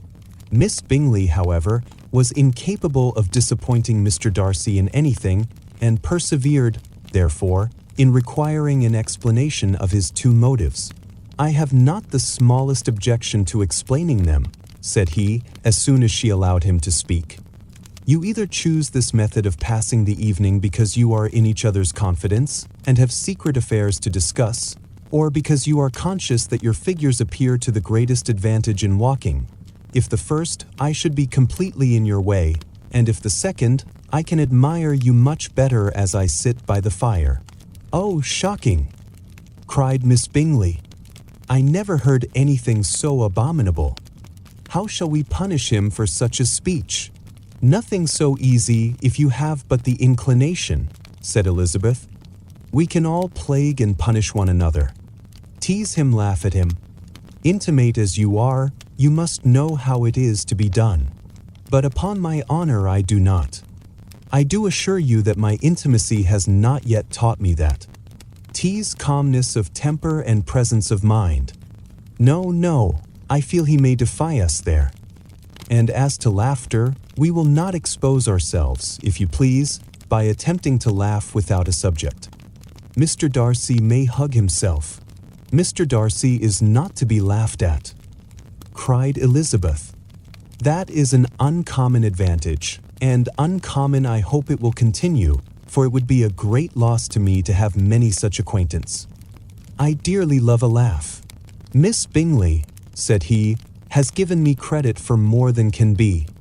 The wisest and best of men, nay, the wisest and best of their actions, may be rendered ridiculous by a person whose first object in life is a joke. Certainly, replied Elizabeth, there are such people, but I hope I am not one of them. I hope I never ridicule what is wise or good. Follies and nonsense, whims and inconsistencies, do divert me, I own, and I laugh at them whenever I can. But these, I suppose, are precisely what you are without. Perhaps that is not possible for anyone.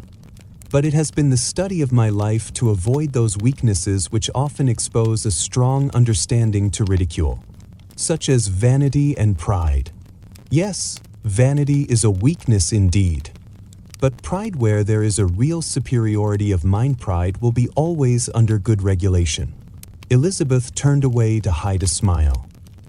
Your examination of Mr. Darcy is over, I presume, said Miss Bingley, and pray what is the result?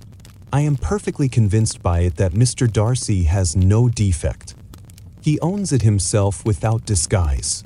No, said Darcy, I have made no such pretension. I have faults enough, but they are not, I hope, of understanding. My temper I dare not vouch for. It is, I believe, too little yielding, certainly too little for the convenience of the world. I cannot forget the follies and vices of others so soon as I ought, nor their offenses against myself. My feelings are not puffed about with every attempt to move them. My temper would perhaps be called resentful. My good opinion once lost is lost forever. That is a failing indeed, cried Elizabeth. Implacable resentment is a shade in a character. But you have chosen your fault well. I really cannot laugh at it. You are safe from me. There is, I believe, in every disposition a tendency to some particular evil, a natural defect, which not even the best education can overcome. And your defect is a propensity to hate everybody. And yours, he replied with a smile, is willfully to misunderstand them. Do let us have a little music, cried Miss Bingley, tired of a conversation in which she had no share. Louisa, you will not mind my waking Mr. Hurst. Her sister made not the smallest objection, and the pianoforte was opened, and Darcy, after a few moments' recollection, was not sorry for it.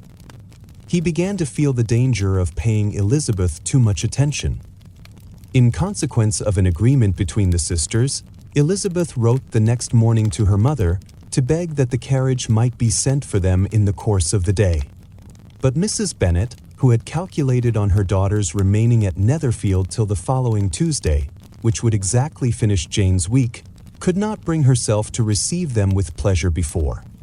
Her answer, therefore, was not propitious, at least not to Elizabeth's wishes, for she was impatient to get home. Mrs. Bennet sent them word that they could not possibly have the carriage before Tuesday, and in her postscript it was added that if Mr. Bingley and his sister pressed them to stay longer, she could spare them very well. Against staying longer, however, Elizabeth was positively resolved, nor did she much expect it would be asked, and fearful, on the contrary, of being considered as intruding themselves needlessly long, she urged Jane to borrow Mr. Bingley's carriage immediately, and at length it was settled that their original design of leaving Netherfield that morning should be mentioned, and the request made.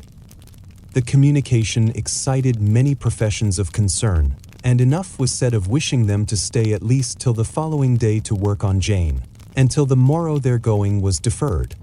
Miss Bingley was then sorry that she had proposed the delay, for her jealousy and dislike of one sister much exceeded her affection for the other. The master of the house heard with real sorrow that they were to go so soon, and repeatedly tried to persuade Miss Bennet that it would not be safe for her, that she was not enough recovered, but Jane was firm where she felt herself to be right. To Mr. Darcy, it was welcome intelligence. Elizabeth had been at Netherfield long enough. She attracted him more than he liked, and Miss Bingley was uncivil to her and more teasing than usual to himself. He wisely resolved to be particularly careful that no sign of admiration should now escape him, nothing that could elevate her with the hope of influencing his felicity, sensible that, if such an idea had been suggested, his behavior during the last day must have material weight in confirming or crushing it. Steady to his purpose, he scarcely spoke 10 words to her through the whole of Saturday, and though they were at one time left by themselves for half an hour, he adhered most conscientiously to his book and would not even look at her. On Sunday, after morning service, the separation, so agreeable to almost all, took place. Miss Bingley's civility to Elizabeth increased at last very rapidly, as well as her affection for Jane, and when they parted, after assuring the latter of the pleasure it would always give her to see her either at Longbourn or Netherfield, and embracing her most tenderly, she even shook hands with the former. Elizabeth took leave of the whole party in the liveliest spirits. They were not welcomed home very cordially by their mother. Mrs. Bennet wondered at their coming, and thought them very wrong to give so much trouble, and was sure Jane would have caught cold again. But their father, though very laconic in his expressions of pleasure, was really glad to see them. He had felt their importance in the family circle. The evening conversation, when they were all assembled, had lost much of its animation, and almost all its sense, by the absence of Jane and Elizabeth. They found Mary, as usual, deep in the study of thorough base and human nature, and had some new extracts to admire and some new observations of threadbare morality to listen to. Catherine and Lydia had information for them of a different sort. Much had been done, and much had been said in the regiment since the preceding Wednesday. Several of the officers had dined lately with their uncle. A private had been flogged, and it had actually been hinted that Colonel Forster was going to be married. "I hope, my dear," said Mr. Bennet to his wife, as they were at breakfast the next morning, "that you have ordered a good dinner today, because I have reason to expect an addition to our family party." "Who do you mean, my dear?" "I know of nobody that is coming, I am sure, unless Charlotte Lucas should happen to call in, and I hope my dinners are good enough for her. I do not believe she often sees such at home. The person of whom I speak is a gentleman and a stranger." Mrs. Bennet's eyes sparkled. "A gentleman and a stranger? It is Mr. Bingley, I am sure."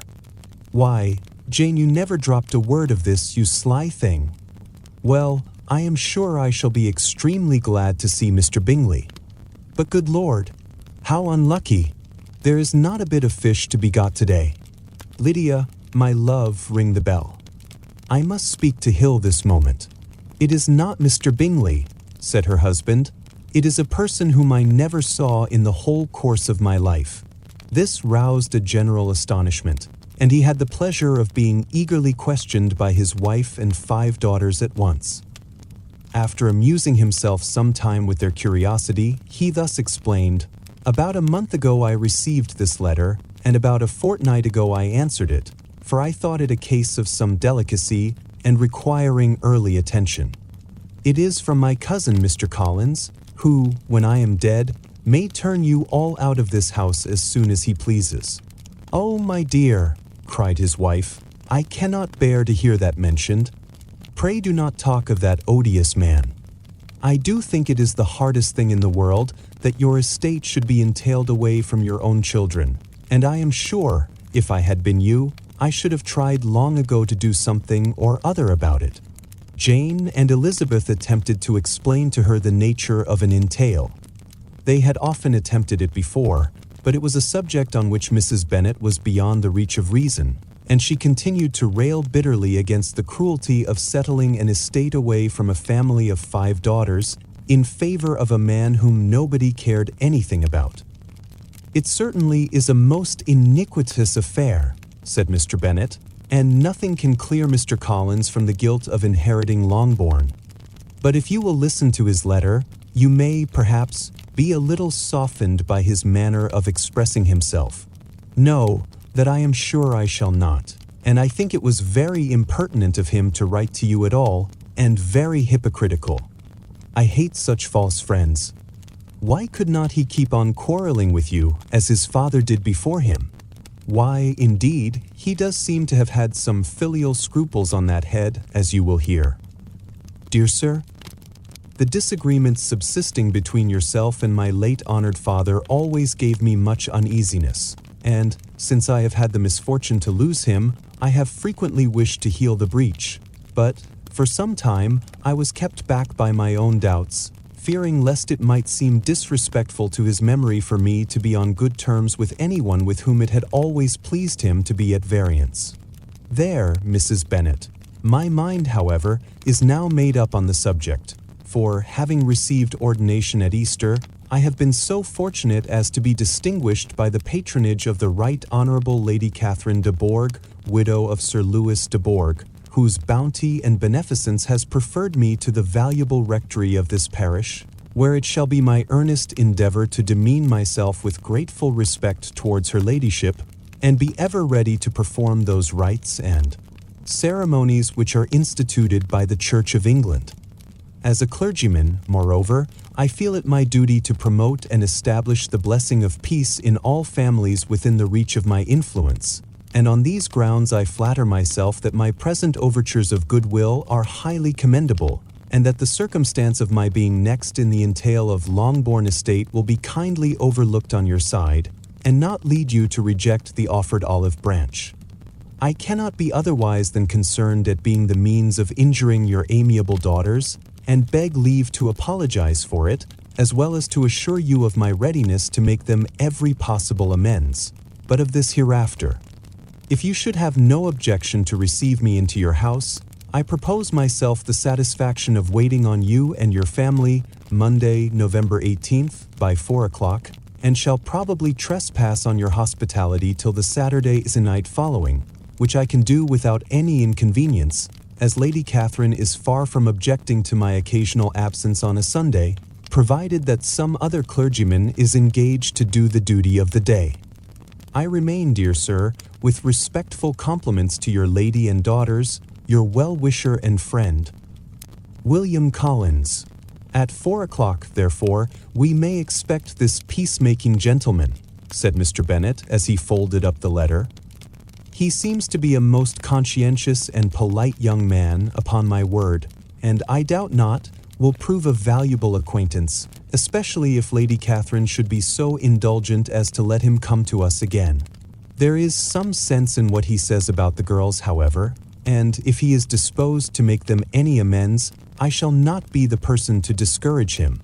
Though it is difficult, said Jane, to guess in what way he can mean to make us the atonement he thinks our due, the wish is certainly to his credit. Elizabeth was chiefly struck with his extraordinary deference for Lady Catherine, and his kind intention of christening, marrying, and burying his parishioners whenever it were required.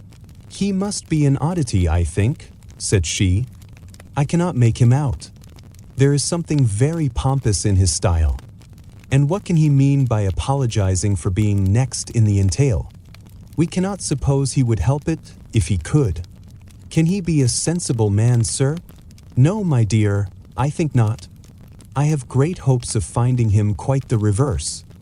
There is a mixture of servility and self-importance in his letter which promises well. I am impatient to see him. In point of composition, said Mary, his letter does not seem defective. The idea of the olive branch perhaps is not wholly new, yet I think it is well expressed. To Catherine and Lydia, neither the letter nor its writer were in any degree interesting.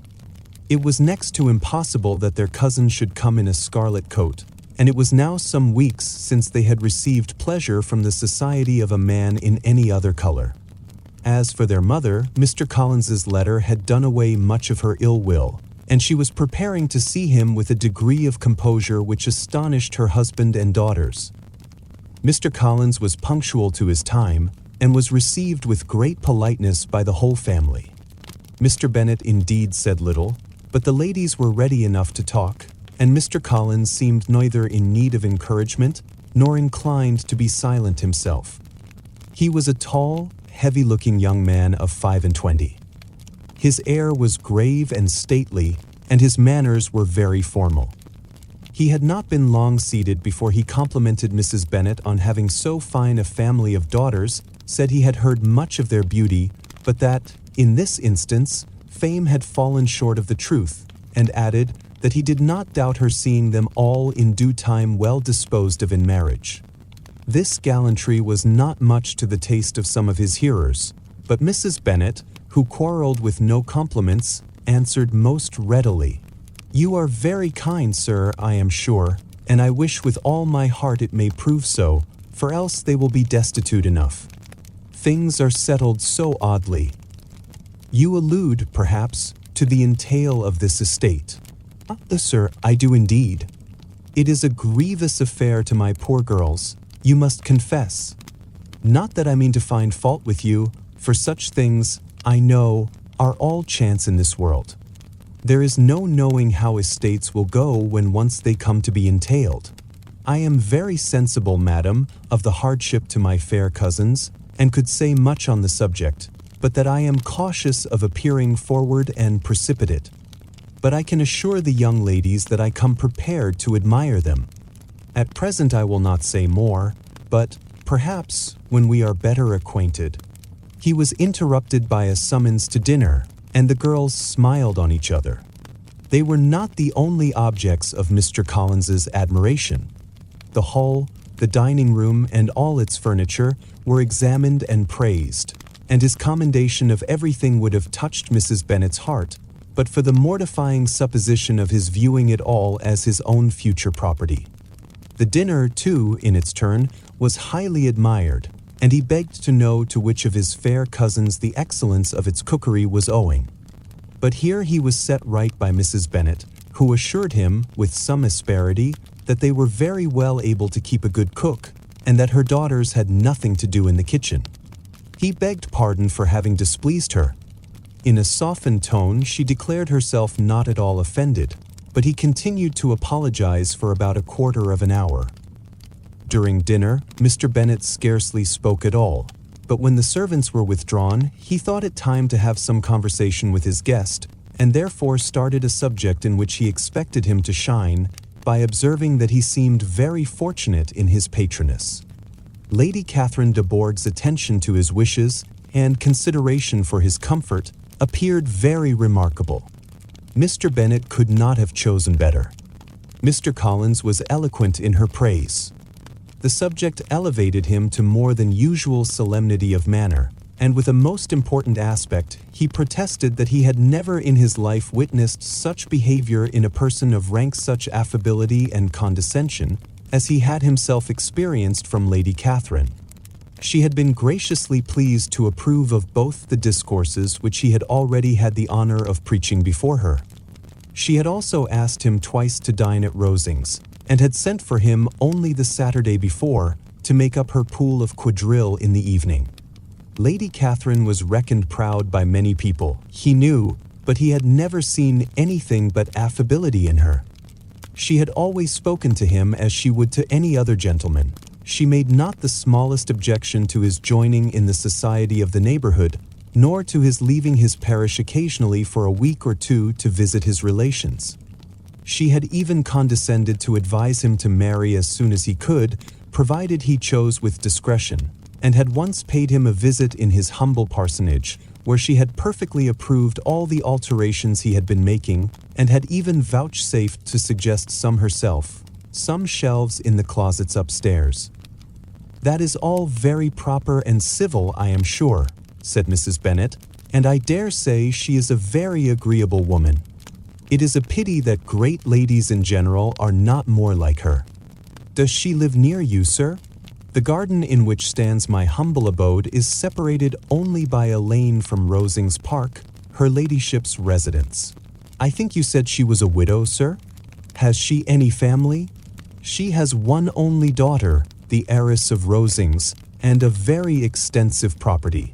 "Ah," cried Mrs. Bennet, shaking her head, "then she is better off than many girls. And what sort of young lady is she? Is she handsome?" "She is a most charming young lady indeed." Lady Catherine herself says that, in point of true beauty, Miss de Bourgh is far superior to the handsomest of her sex, because there is that in her features which marks the young woman of distinguished birth. She is unfortunately of a sickly constitution, which has prevented her making that progress in many accomplishments which she could not otherwise have failed of, as I am informed by the lady who superintended her education, and who still resides with them. But she is perfectly amiable, and often condescends to drive by my humble abode in her little phaeton and ponies. Has she been presented? I do not remember her name among the ladies at court. Her indifferent state of health unhappily prevents her being in town, and by that means, as I told Lady Catherine myself one day, has deprived the British court of its brightest ornament. Her ladyship seemed pleased with the idea, and you may imagine that I am happy on every occasion to offer those little delicate compliments which are always acceptable to ladies. I have more than once observed to Lady Catherine that her charming daughter seemed born to be a duchess, and that the most elevated rank, instead of giving her consequence, would be adorned by her. These are the kind of little things which please her ladyship, and it is a sort of attention which I conceive myself peculiarly bound to pay. You judge very properly, said Mr. Bennet, and it is happy for you that you possess the talent of flattering with delicacy. May I ask whether these pleasing attentions proceed from the impulse of the moment, or are the result of previous study? They arise chiefly from what is passing at the time, and though I sometimes amuse myself with suggesting and arranging such little elegant compliments as may be adapted to ordinary occasions, I always wish to give them as unstudied an air as possible. Mr. Bennet's expectations were fully answered. His cousin was as absurd as he had hoped, and he listened to him with the keenest enjoyment, maintaining at the same time the most resolute composure of countenance, and, except in an occasional glance at Elizabeth, requiring no partner in his pleasure. By tea-time, however, the dose had been enough, and Mr. Bennet was glad to take his guest into the drawing-room again, and when tea was over, glad to invite him. Protested that he never read novels, H.T. February 94.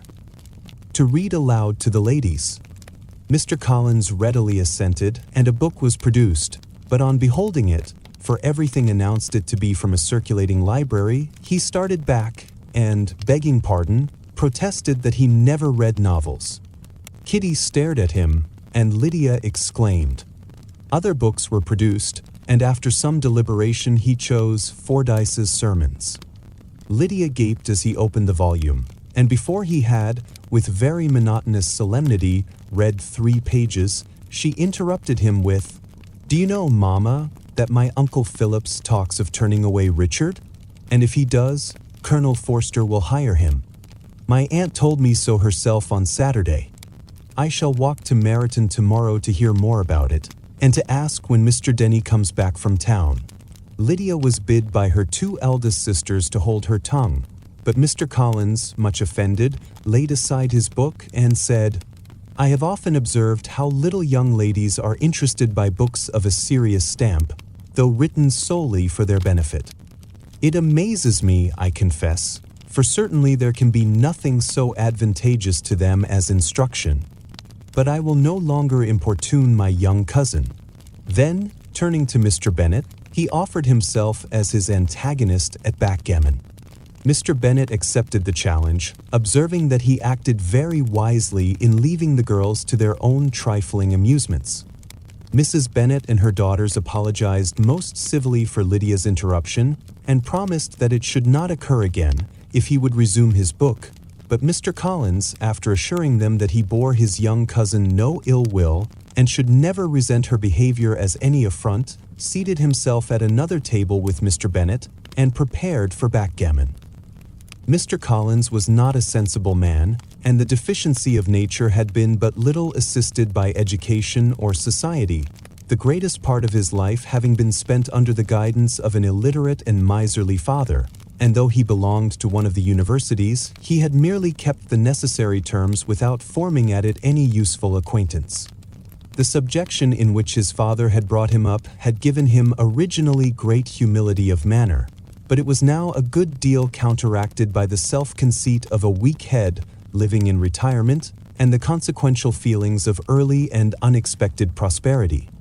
A fortunate chance had recommended him to Lady Catherine de Bourgh when the living of Hunsford was vacant, and the respect which he felt for her high rank and his veneration for her as his patroness, mingling with a very good opinion of himself, of his authority as a clergyman, and his right as a rector, made him altogether a mixture of pride and obsequiousness, self-importance and humility. Having now a good house and a very sufficient income, he intended to marry, and in seeking a reconciliation with the Longbourn family, he had a wife in view, as he meant to choose one of the daughters, if he found them as handsome and amiable as they were represented by common report. This was his plan of amends of atonement for inheriting their father's estate, and he thought it an excellent one, full of eligibility and suitableness, and excessively generous and disinterested on his own part. His plan did not vary on seeing them. Miss Bennet's lovely face confirmed his views and established all his strictest notions of what was due to seniority, and for the first evening she was his settled choice. The next morning, however, made an alteration, for in a quarter of an hour's tete-a-tete with Mrs. Bennet before breakfast, a conversation beginning with his parsonage house, and leading naturally to the avowal of his hopes that a mistress for it might be found at Longbourn, produced from her, amid very complacent smiles and general encouragement, a caution against the very Jane he had fixed on. As to her younger daughters, she could not take upon her to say she could not positively answer, but she did not know of any prepossession. Her eldest daughter, she must just mention, she felt it incumbent on her to hint, was likely to be very soon engaged. Mr. Collins had only to change from Jane to Elizabeth, and it was soon done while Mrs. Bennet was stirring the fire. Elizabeth, equally next to Jane in birth and beauty, succeeded her of course. Mrs. Bennet treasured up the hint, and trusted that she might soon have 2 daughters married, and the man whom she could not bear to speak of the day before was now high in her good graces. Lydia's intention of walking to Meryton was not forgotten. Every sister except Mary agreed to go with her, and Mr. Collins was to attend them at the request of Mr. Bennet, who was most anxious to get rid of him and have his library to himself, for thither Mr. Collins had followed him after breakfast, and there he would continue, nominally engaged with one of the largest folios in the collection, but really talking to Mr. Bennet, with little cessation, of his house and garden at Hunsford. Such doings discomposed Mr. Bennet exceedingly.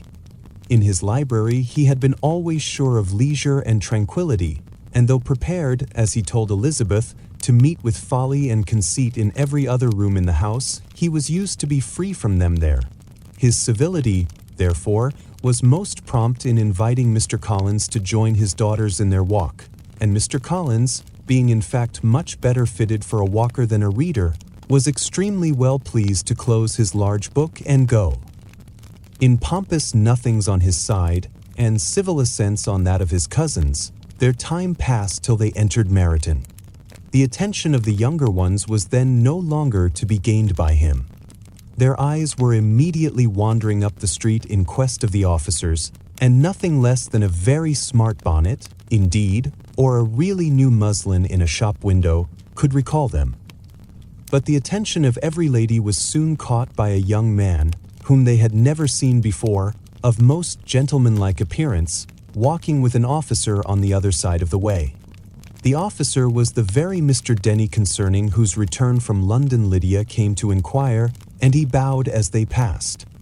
All were struck with the stranger's air, all wondered who he could be, and Kitty and Lydia, determined if possible to find out, led the way across the street, under pretense of wanting something in an opposite shop, and fortunately had just gained the pavement, when the 2 gentlemen, turning back, had reached the same spot. Mr. Denny addressed them directly, and entreated permission to introduce his friend, Mr. Wickham, who had returned with him the day before from town, and, he was happy to say, had accepted a commission in their corps. This was exactly as it should be, for the young man wanted only regimentals to make him completely charming. His appearance was greatly in his favor.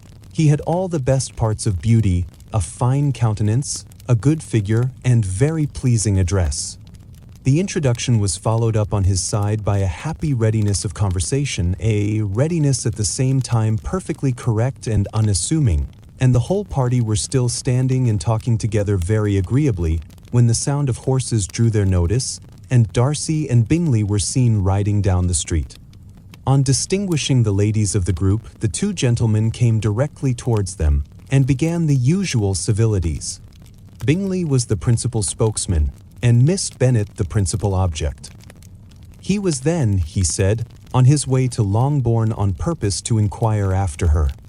Mr. Darcy corroborated it with a bow, and was beginning to determine not to fix his eyes on Elizabeth when they were suddenly arrested by the sight of the stranger, and Elizabeth, happening to see the countenance of both as they looked at each other, was all astonishment at the effect of the meeting. Both changed color, one looked white, the other red. Mr. Wickham, after a few moments, touched his hat, a salutation which Mr. Darcy just deigned to return. What could be the meaning of it? It was impossible to imagine. It was impossible not to long to know. In another minute Mr. Bingley, but without seeming to have noticed what passed, took leave and rode on with his friend. Mr. Denny and Mr. Wickham walked with the young ladies to the door of Mr. Phillips's house, and then made their bows, in spite of Miss Lydia's pressing entreaties that they would come in, and even in spite of Mrs. Phillips's throwing up the parlor window and loudly seconding the invitation. Mrs. Phillips was always glad to see her nieces, and the two eldest, from their recent absence, were particularly welcome, and she was eagerly expressing her surprise at their sudden return home, which, as their own carriage had not fetched them, she should have known nothing about, if she had not happened to see Mr. Jones's shop boy in the street, who had told her that they were not to send any more drafts to Netherfield, because the Miss Bennets were come away, when her civility was claimed, towards Mr. Collins by Jane's introduction of him. She received him with her very best politeness, which he returned with as much more, apologizing for his intrusion, without any previous acquaintance with her, which he could not help flattering himself, however, might be justified by his relationship to the young ladies who introduced him to her notice.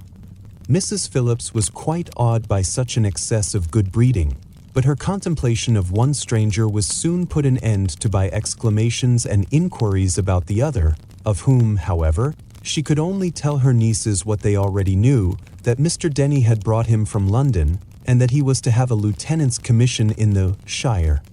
She had been watching him the last hour, she said, as he walked up and down the street, and had Mr. Wickham appeared, Kitty and Lydia would certainly have continued the occupation, but unluckily no one passed the windows now except a few of the officers, who, in comparison with the stranger, were become stupid, disagreeable fellows. Some of them were to dine with the Phillipses the next day, and their aunt promised to make her husband call on Mr. Wickham and give him an invitation also, if the family from Longbourn would come in the evening. This was agreed to, and Mrs. Phillips protested that they would have a nice, comfortable, noisy game of lottery tickets, and a little bit of hot supper afterwards. The prospect of such delights was very cheering, and they parted in mutual good spirits. Mr. Collins repeated his apologies in quitting the room, and was assured, with unwearying civility, that they were perfectly needless. As they walked home, Elizabeth related to Jane what she had seen pass between the two gentlemen, but though Jane would have defended either or both, had they appeared to be wrong, she could no more explain such behavior than her sister. Mr. Collins on his return highly gratified Mrs. Bennet by admiring Mrs. Phillips's manners and politeness. He protested that, except Lady Catherine and her daughter, he had never seen a more elegant woman, for she had not only received him with the utmost civility, but had even pointedly included him in her invitation for the next evening, although utterly unknown to her before. Something, he supposed, might be attributed to his connection with them, but yet he had never met with so much attention in the whole course of his life. As no objection was made to the young people's engagement with their aunt, and all Mr. Collins's scruples of leaving Mr. and Mrs. Bennet for a single evening during his visit were most steadily resisted, the coach conveyed him and his 5 cousins at a suitable hour to Meryton, and the girls had the pleasure of hearing, as they entered the drawing-room, that Mr. Wickham had accepted their uncle's invitation, and was then in the house. When this information was given, and they had all taken their seats, Mr. Collins was at leisure to look around him and admire, and he was so much struck with the size and furniture of the apartment that he declared he might almost have supposed himself in the small summer breakfast parlor at Rosings, a comparison that did not at first convey much gratification. But when Mrs. Phillips understood from him what Rosings was, and who was its proprietor, when she had listened to the description of only one of Lady Catherine's drawing rooms, and found that the chimney-piece alone had cost £800, she felt all the force of the compliment, and would hardly have resented a comparison with the housekeeper's room. In describing to her all the grandeur of Lady Catherine and her mansion, with occasional digressions in praise of his own humble abode and the improvements it was receiving, he was happily employed until the gentlemen joined them, and he found in Mrs. Phillips a very attentive listener, whose opinion of his consequence increased with what she heard, and who was resolving to retail it all among her neighbors as soon as she could. To the girls, who could not listen to their cousin, and who had nothing to do but to wish for an instrument, and examine their own indifferent imitations of china on the mantelpiece, the interval of waiting appeared very long. It was over at last, however. The gentlemen did approach, and when Mr. Wickham walked into the room, Elizabeth felt that she had neither been seeing him before, nor thinking of him since, with the smallest degree of unreasonable admiration. The officers of the shire were in general a very creditable, gentlemanlike set, and the best of them were of the present party. But Mr. Wickham was as far beyond them all in person, countenance, air, and walk, as they were superior to the broad-faced, stuffy Uncle Phillips, breathing port wine, who followed them into the room. The officers of the shire. Mr. Wickham was the happy man towards whom almost every female eye was turned, and Elizabeth was the happy woman by whom he finally seated himself, and the agreeable manner in which he immediately fell into conversation, though it was only on its being a wet night, and on the probability of a rainy season, made her feel that the commonest, dullest, most threadbare topic might be rendered interesting by the skill of the speaker. With such rivals for the notice of the fair as Mr. Wickham and the officers, Mr. Collins seemed to sink into insignificance. To the young ladies he certainly was nothing, but he had still at intervals a kind listener in Mrs. Phillips, and was, by her watchfulness, most abundantly supplied with coffee and muffin. When the card tables were placed, he had an opportunity of obliging her, in return, by sitting down to whist. "I know little of the game at present," said he, "but I shall be glad to improve myself, for in my situation of life, Mrs. Phillips was very thankful for his compliance, but could not wait for his reason." Mr. Wickham did not play at whist, and with ready delight was he received at the other table between Elizabeth and Lydia. At first there seemed danger of Lydia's engrossing him entirely, for she was a most determined talker, but being likewise extremely fond of lottery tickets, she soon grew too much interested in the game, too eager in making bets and exclaiming after prizes, to have attention for anyone in particular.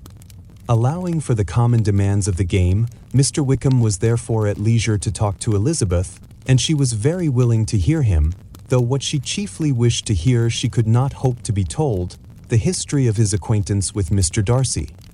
She dared not even mention that gentleman. Her curiosity, however, was unexpectedly relieved.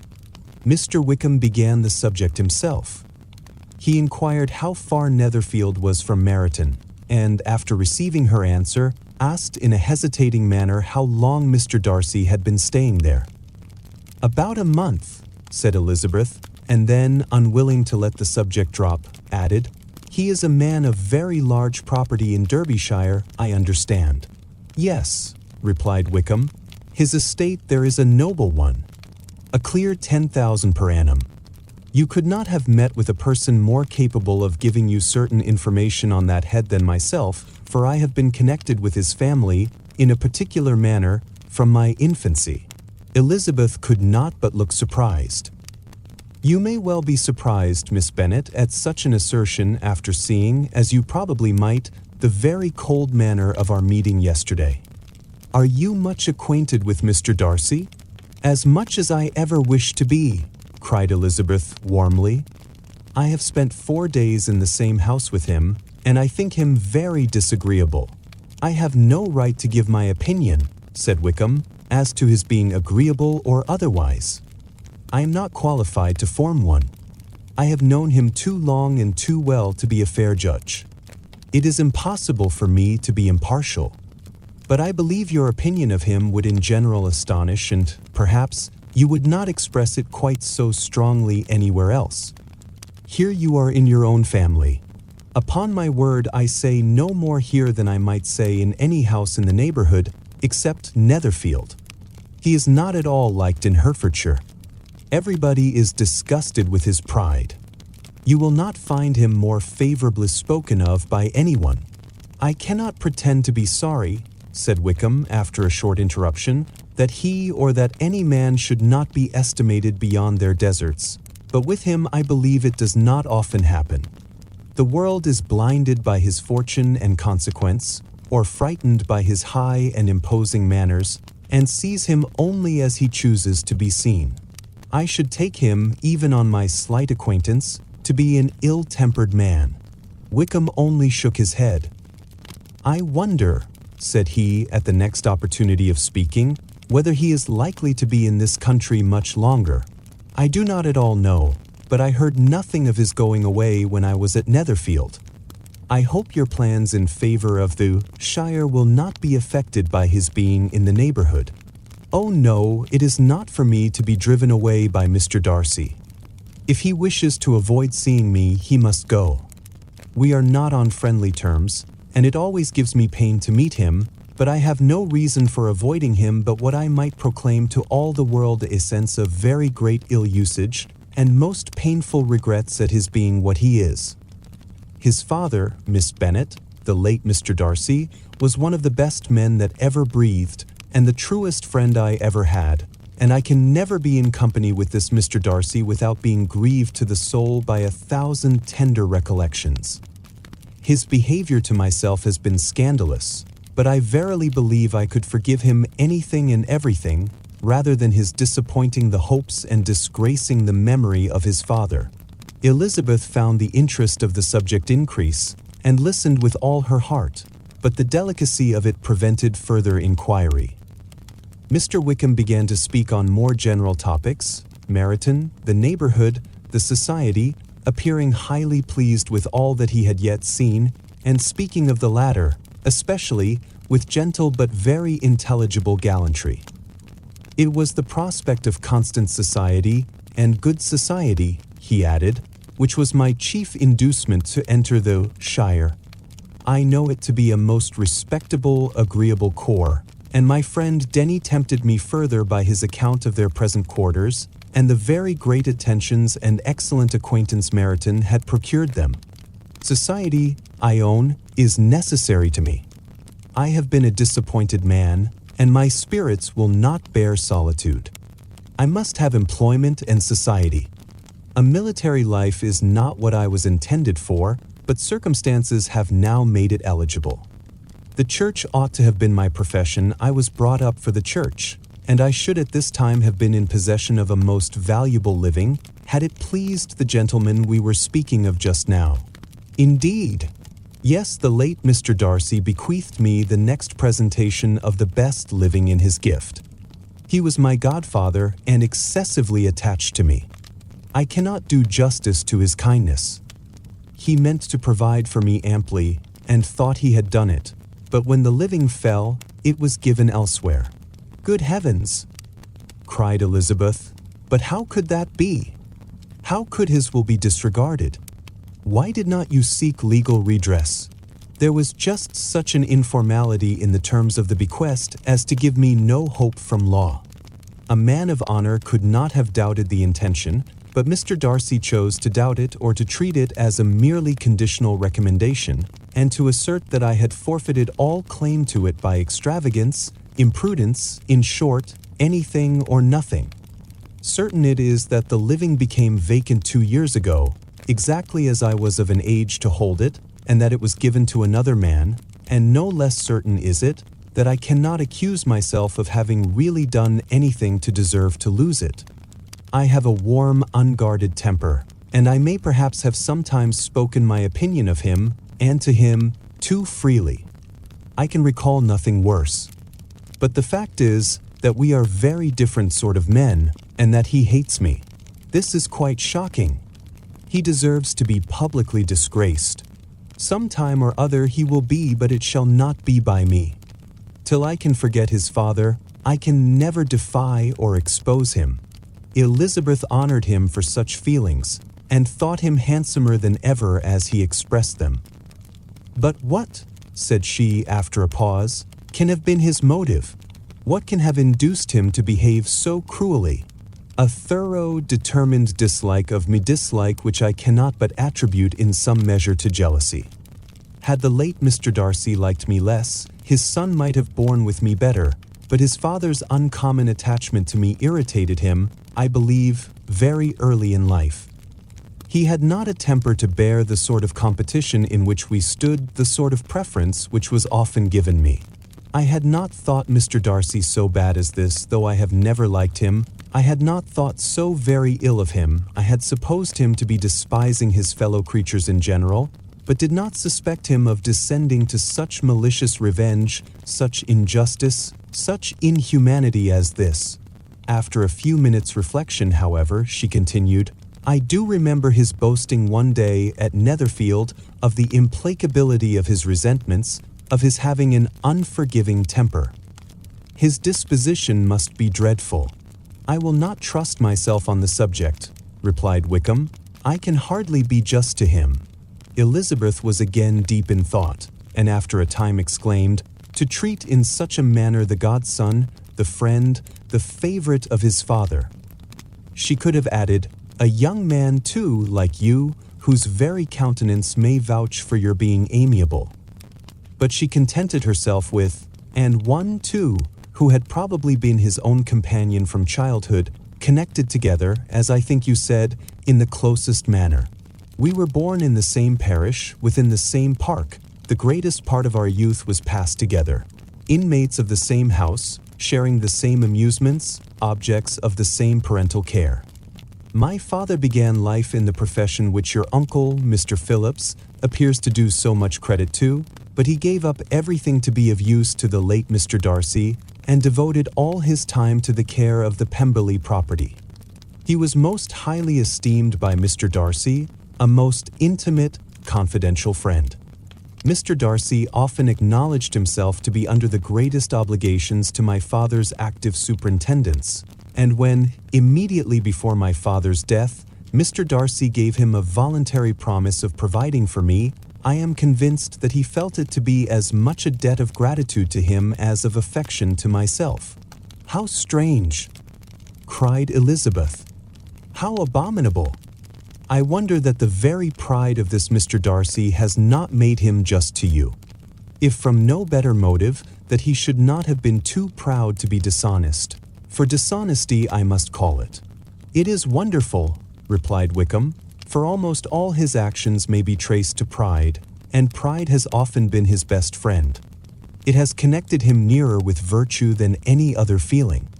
But we are none of us consistent, and in his behavior to me there were stronger impulses even than pride. Can such abominable pride as his have ever done him good? Yes, it has often led him to be liberal and generous, to give his money freely, to display hospitality, to assist his tenants, and relieve the poor. Family pride and filial pride, for he is very proud of what his father was, have done this. Not to appear to disgrace his family, to degenerate from the popular qualities, or lose the influence of the Pemberley house, is a powerful motive. He has also brotherly pride, which, with some brotherly affection, makes him a very kind and careful guardian of his sister, and you will hear him generally cried up as the most attentive and best of brothers. What sort of a girl is Miss Darcy? He shook his head. I wish I could call her amiable. It gives me pain to speak ill of a Darcy, but she is too much like her brother, very, very proud. As a child, she was affectionate and pleasing, and extremely fond of me, and I have devoted hours and hours to her amusement. But she is nothing to me now. She is a handsome girl, about 15 or 16, and, I understand, highly accomplished. Since her father's death, her home has been London, where a lady lives with her and superintends her education. After many pauses and many trials of other subjects, Elizabeth could not help reverting once more to the first, and saying, I am astonished at his intimacy with Mr. Bingley.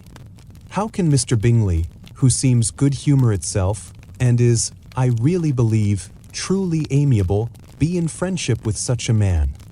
How can they suit each other? Do you know Mr. Bingley? Not at all. He is a sweet-tempered, amiable, charming man. He cannot know what Mr. Darcy is. Probably not, but Mr. Darcy can please where he chooses. He does not want abilities. He can be a conversable companion if he thinks it worth his while. Among those who are at all his equals in consequence, he is a very different man from what he is to the less prosperous. His pride never deserts him, but with the rich he is liberal-minded, just, sincere, rational, honorable, and, perhaps, agreeable, allowing something for fortune and figure. The whist party soon afterwards breaking up, the players gathered round the other table, and Mr. Collins took his station between his cousin Elizabeth and Mrs. Phillips. The usual inquiries as to his success were made by the latter. It had not been very great. He had lost every point, but when Mrs. Phillips began to express her concern thereupon, he assured her, with much earnest gravity, that it was not of the least importance, that he considered the money as a mere trifle, and begged she would not make herself uneasy. I know very well, madam, said he, that when persons sit down to a card table they must take their chance of these things, and happily I am not in such circumstances as to make 5 shillings any object. There are, undoubtedly, many who could not say the same, but, thanks to Lady Catherine de Bourgh, I am removed far beyond the necessity of regarding little matters. Mr. Wickham's attention was caught, and after observing Mr. Collins for a few moments, he asked Elizabeth in a low voice whether her relations were very intimately acquainted with the family of de Bourgh. Lady Catherine de Bourgh, she replied, has very lately given him a living. I hardly know how Mr. Collins was first introduced to her notice, but he certainly has not known her long. You know, of course, that Lady Catherine de Bourgh and Lady and Darcy were sisters, consequently that she is aunt to the present Mr. Darcy. No, indeed, I did not. I knew nothing at all of Lady Catherine's connections. I never heard of her existence till the day before yesterday. Her daughter, Miss de Bourgh, will have a very large fortune, and it is believed that she and her cousin will unite the 2 estates. This information made Elizabeth smile as she thought of poor Miss Bingley. Vain indeed must be all her attentions, vain and useless her affection for his sister and her praise of himself, if he were already self-destined to another. Mr. Collins, said she, speaks highly both of Lady Catherine and her daughter, but, from some particulars that he has related of her ladyship, I suspect his gratitude misleads him, and that, in spite of her being his patroness, she is an arrogant, conceited woman. I believe her to be both in a great degree, replied Wickham. I have not seen her for many years, but I very well remember that I never liked her, and that her manners were dictatorial and insolent. She has the reputation of being remarkably sensible and clever, but I rather believe she derives part of her abilities from her rank and fortune, part from her authoritative manner, and the rest from the pride of her nephew, who chooses that everyone connected with him should have an understanding of the first class. Elizabeth allowed that he had given a very rational account of it, and they continued talking together with mutual satisfaction till supper put an end to cards, and gave the rest of the ladies their share of Mr. Wickham's attentions. There could be no conversation in the noise of Mrs. Phillips's supper party, but his manners recommended him to everybody. Whatever he said was said well, and whatever he did, done gracefully. Elizabeth went away with her head full of him. She could think of nothing but of Mr. Wickham and of what he had told her all the way home, but there was not time for her even to mention his name as they went, for neither Lydia nor Mr. Collins were once silent.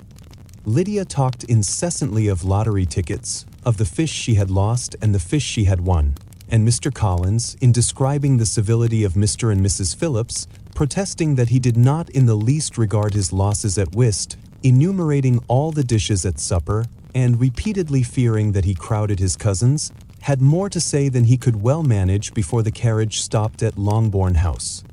Delighted to see their dear friend again, Elizabeth related to Jane, the next day, what had passed between Mr. Wickham and herself. Jane listened with astonishment and concern. She knew not how to believe that Mr. Darcy could be so unworthy of Mr. Bingley's regard, and yet it was not in her nature to question the veracity of a young man of such amiable appearance as Wickham.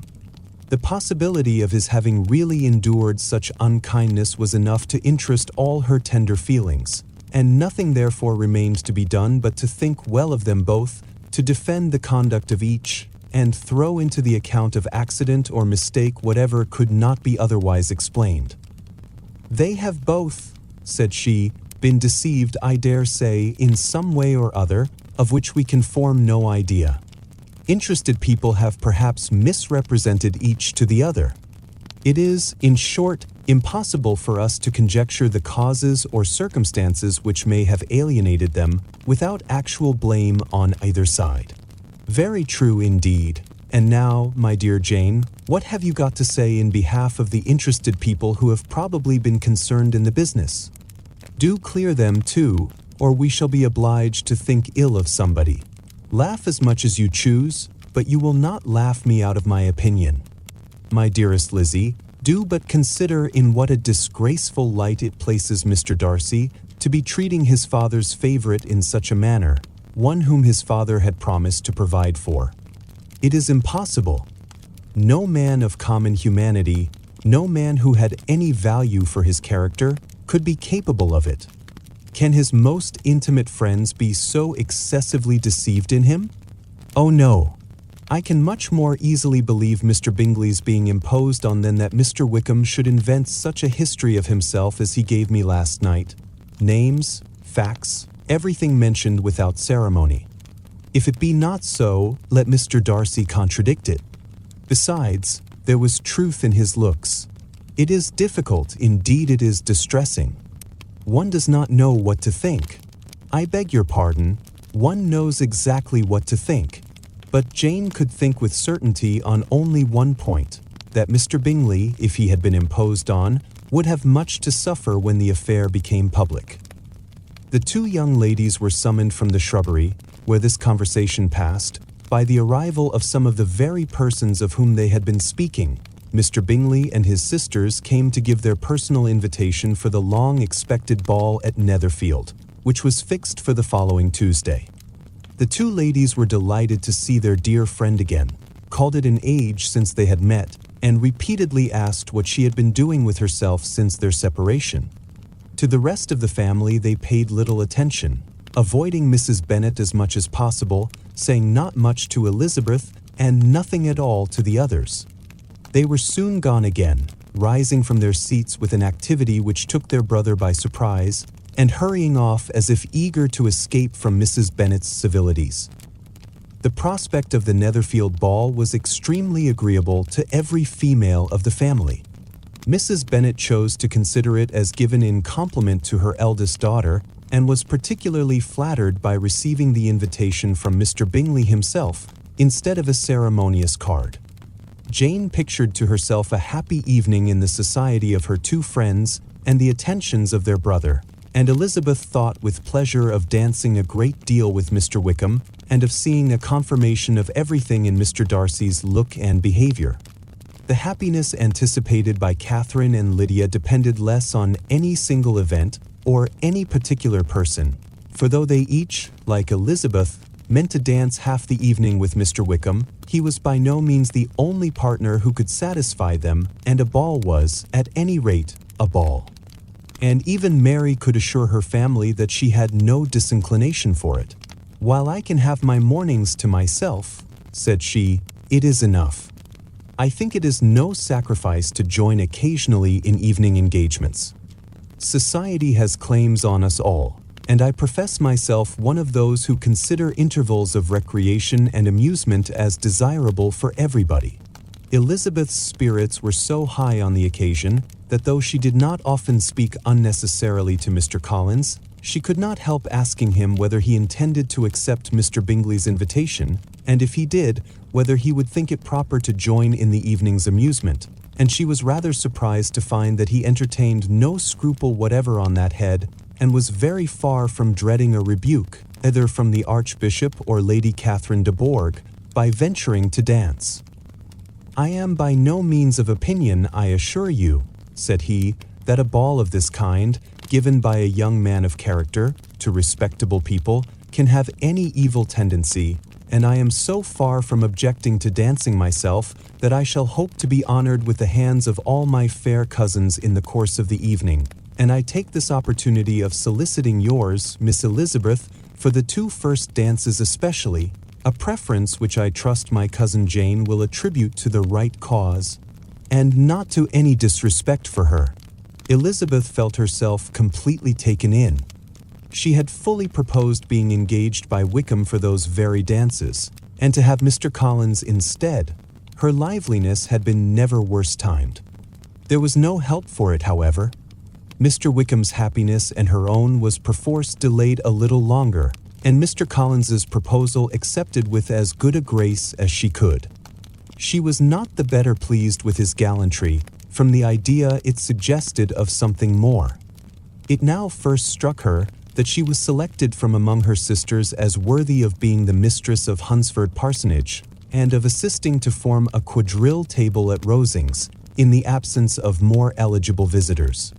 The idea soon reached to conviction, as she observed his increasing civilities towards herself, and heard his frequent attempt at a compliment on her wit and vivacity, and though more astonished than gratified herself by this effect of her charms, it was not long before her mother gave her to understand that the probability of their marriage was exceedingly agreeable to her. Elizabeth, however, did not choose to take the hint, being well aware that a serious dispute must be the consequence of any reply. Mr. Collins might never make the offer, and till he did, it was useless to quarrel about him. If there had not been a Netherfield ball to prepare for and talk of, the younger Miss Bennets would have been in a pitiable state at this time, for, from the day of the invitation to the day of the ball, there was such a succession of rain as prevented their walking to Meryton once. No aunt, no officers, no news could be sought after. The very shoe roses for Netherfield were got by proxy. Even Elizabeth might have found some trial of her patience in weather which totally suspended the improvement of her acquaintance with Mr. Wickham, and nothing less than a dance on Tuesday could have made such a Friday, Saturday, Sunday, and Monday endurable to Kitty and Lydia. Till Elizabeth entered the drawing-room at Netherfield, and looked in vain for Mr. Wickham among the cluster of red coats there assembled, a doubt of his being present had never occurred to her. The certainty of meeting him had not been checked by any of those recollections that might not unreasonably have alarmed her. She had dressed with more than usual care, and prepared in the highest spirits for the conquest of all that remained unsubdued of his heart, trusting that it was not more than might be won in the course of the evening.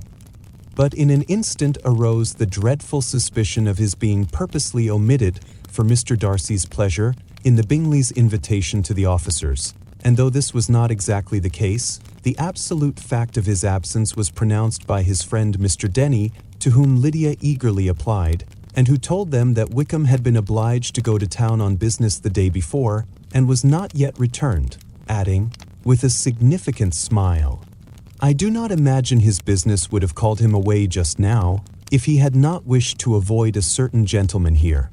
This part of his intelligence, though unheard by Lydia, was caught by Elizabeth. and as it assured her that Darcy was not less answerable for Wickham's absence than if her first surmise had been just, every feeling of displeasure against the former was so sharpened by immediate disappointment that she could hardly reply with tolerable civility to the polite inquiries which he directly afterwards approached to make. Attention, forbearance, patience with Darcy was injury to Wickham. She was resolved against any sort of conversation with him, and turned away with a degree of ill humor which she could not wholly surmount even in speaking to Mr. Bingley, whose blind partiality provoked her.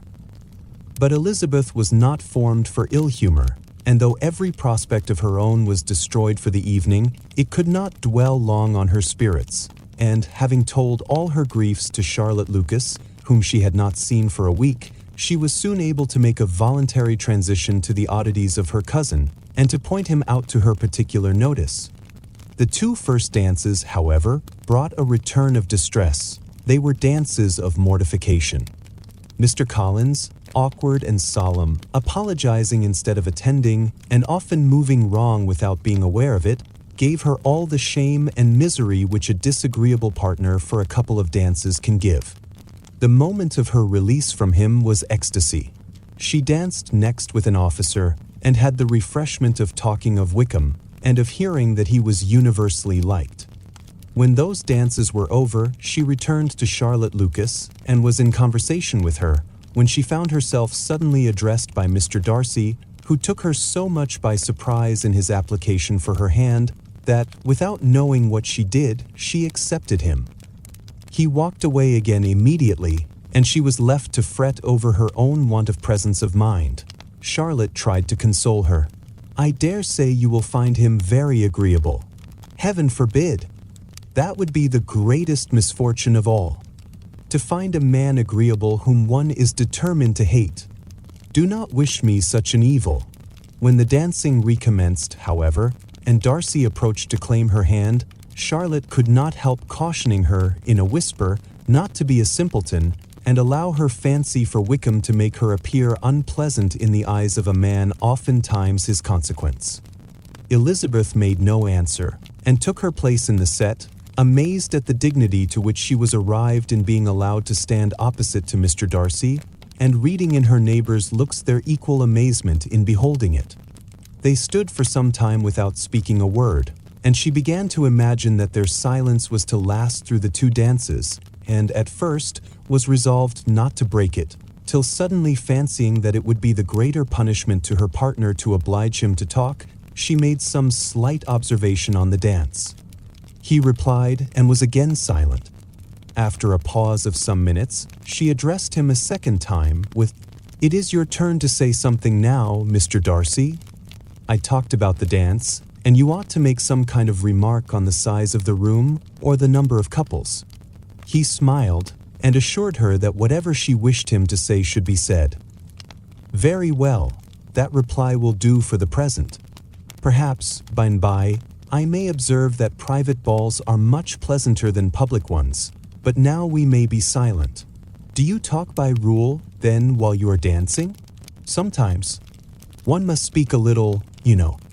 It would look odd to be entirely silent for half an hour together, and yet, for the advantage of some, conversation ought to be so arranged as that they may have the trouble of saying as little as possible." "Are you consulting your own feelings in the present case, or do you imagine that you are gratifying mine?" "Both," replied Elizabeth archly, "for I have always seen a great similarity in the turn of our minds. We are each of an unsocial, taciturn disposition, unwilling to speak, unless we expect to say something that will amaze the whole room and be handed down to posterity with all the eclat of a proverb. This is no very striking resemblance of your own character, I am sure," said he. "How near it may be to mine, I cannot pretend to say. You think it a faithful portrait, undoubtedly. I must not decide on my own performance." He made no answer, and they were again silent till they had gone down the dance, when he asked her if she and her sisters did not very often walk to Meryton. She answered in the affirmative, and, unable to resist the temptation, added, "When you met us there the other day, we had just been forming a new acquaintance." The effect was immediate. A deeper shade of hauteur overspread his features, but he said not a word, and Elizabeth, though blaming herself for her own weakness, could not go on. At length Darcy spoke, and in a constrained manner said, "Mr. Wickham is blessed with such happy manners as may ensure his making friends. Whether he may be equally capable of retaining them is less certain." "He has been so unlucky as to lose your friendship," replied Elizabeth with emphasis, "and in a manner which he is likely to suffer from all his life." Darcy made no answer, and seemed desirous of changing the subject. At that moment Sir William Lucas appeared close to them, meaning to pass through the set to the other side of the room. But on perceiving Mr. Darcy, he stopped, with a bow of superior courtesy, to compliment him on his dancing and his partner. "I have been most highly gratified indeed, my dear sir. Such very superior dancing is not often seen. It is evident that you belong to the first circles. Allow me to say, however, that your fair partner does not disgrace you, and that I must hope to have this pleasure often repeated, especially when a certain desirable event, my dear Miss Eliza," glancing at her sister and Bingley, "shall take place. What congratulations will then flow in! I appeal to Mr. Darcy, but let me not interrupt you, sir. You will not thank me for detaining you from the bewitching converse of that young lady, whose bright eyes are also upbraiding me. Such very superior dancing is not often seen." The latter part of this address was scarcely heard by Darcy, but Sir William's allusion to his friend seemed to strike him forcibly, and his eyes were directed, with a very serious expression, towards Bingley and Jane, who were dancing together. Recovering himself, however, shortly, he turned to his partner and said, "Sir William's interruption has made me forget what we were talking of. I do not think we were speaking at all. Sir William could not have interrupted any two people in the room who had less to say for themselves. We have tried 2 or 3 subjects already without success, and what we are to talk of next I cannot imagine. What think you of books?" said he, smiling. "Books, oh no, I am sure we never read the same, or not with the same feelings. I am sorry you think so, but if that be the case, there can at least be no want of subject. We may compare our different opinions. No, I cannot talk of books in a ballroom. My head is always full of something else. The present always occupies you in such scenes, does it?" said he, with a look of doubt. "Yes, always," she replied, without knowing what she said, for her thoughts had wandered far from the subject, as soon afterwards appeared by her suddenly exclaiming, "I remember hearing you once say, Mr. Darcy, that you hardly ever forgave, that your resentment, once created, was unappeasable. You are very cautious, I suppose, as to its being created?" "I am," said he, with a firm voice. "And never allow yourself to be blinded by prejudice?" "I hope not. It is particularly incumbent on those who never change their opinion to be secure of judging properly at first. May I ask to what these questions tend?" "Merely to the of your character," said she, endeavoring to shake off her gravity. "I am trying to make it out." "And what is your success?" She shook her head. "I do not get on at all. I hear such different accounts of you as puzzle me exceedingly." "I can readily believe," answered he, gravely, "that reports may vary greatly with respect to me, and I could wish, Miss Bennet, that you were not to sketch my character at the present moment, as there is reason to fear that the performance would reflect no credit on either. But if I do not take your likeness now, I may never have another opportunity. I would by no means suspend any pleasure of yours," he coldly replied. She said no more, and they went down the other dance and parted in silence, on each side dissatisfied, though not to an equal degree, for in Darcy's breast there was a tolerably powerful feeling towards her, which soon procured her pardon and directed all his anger against another,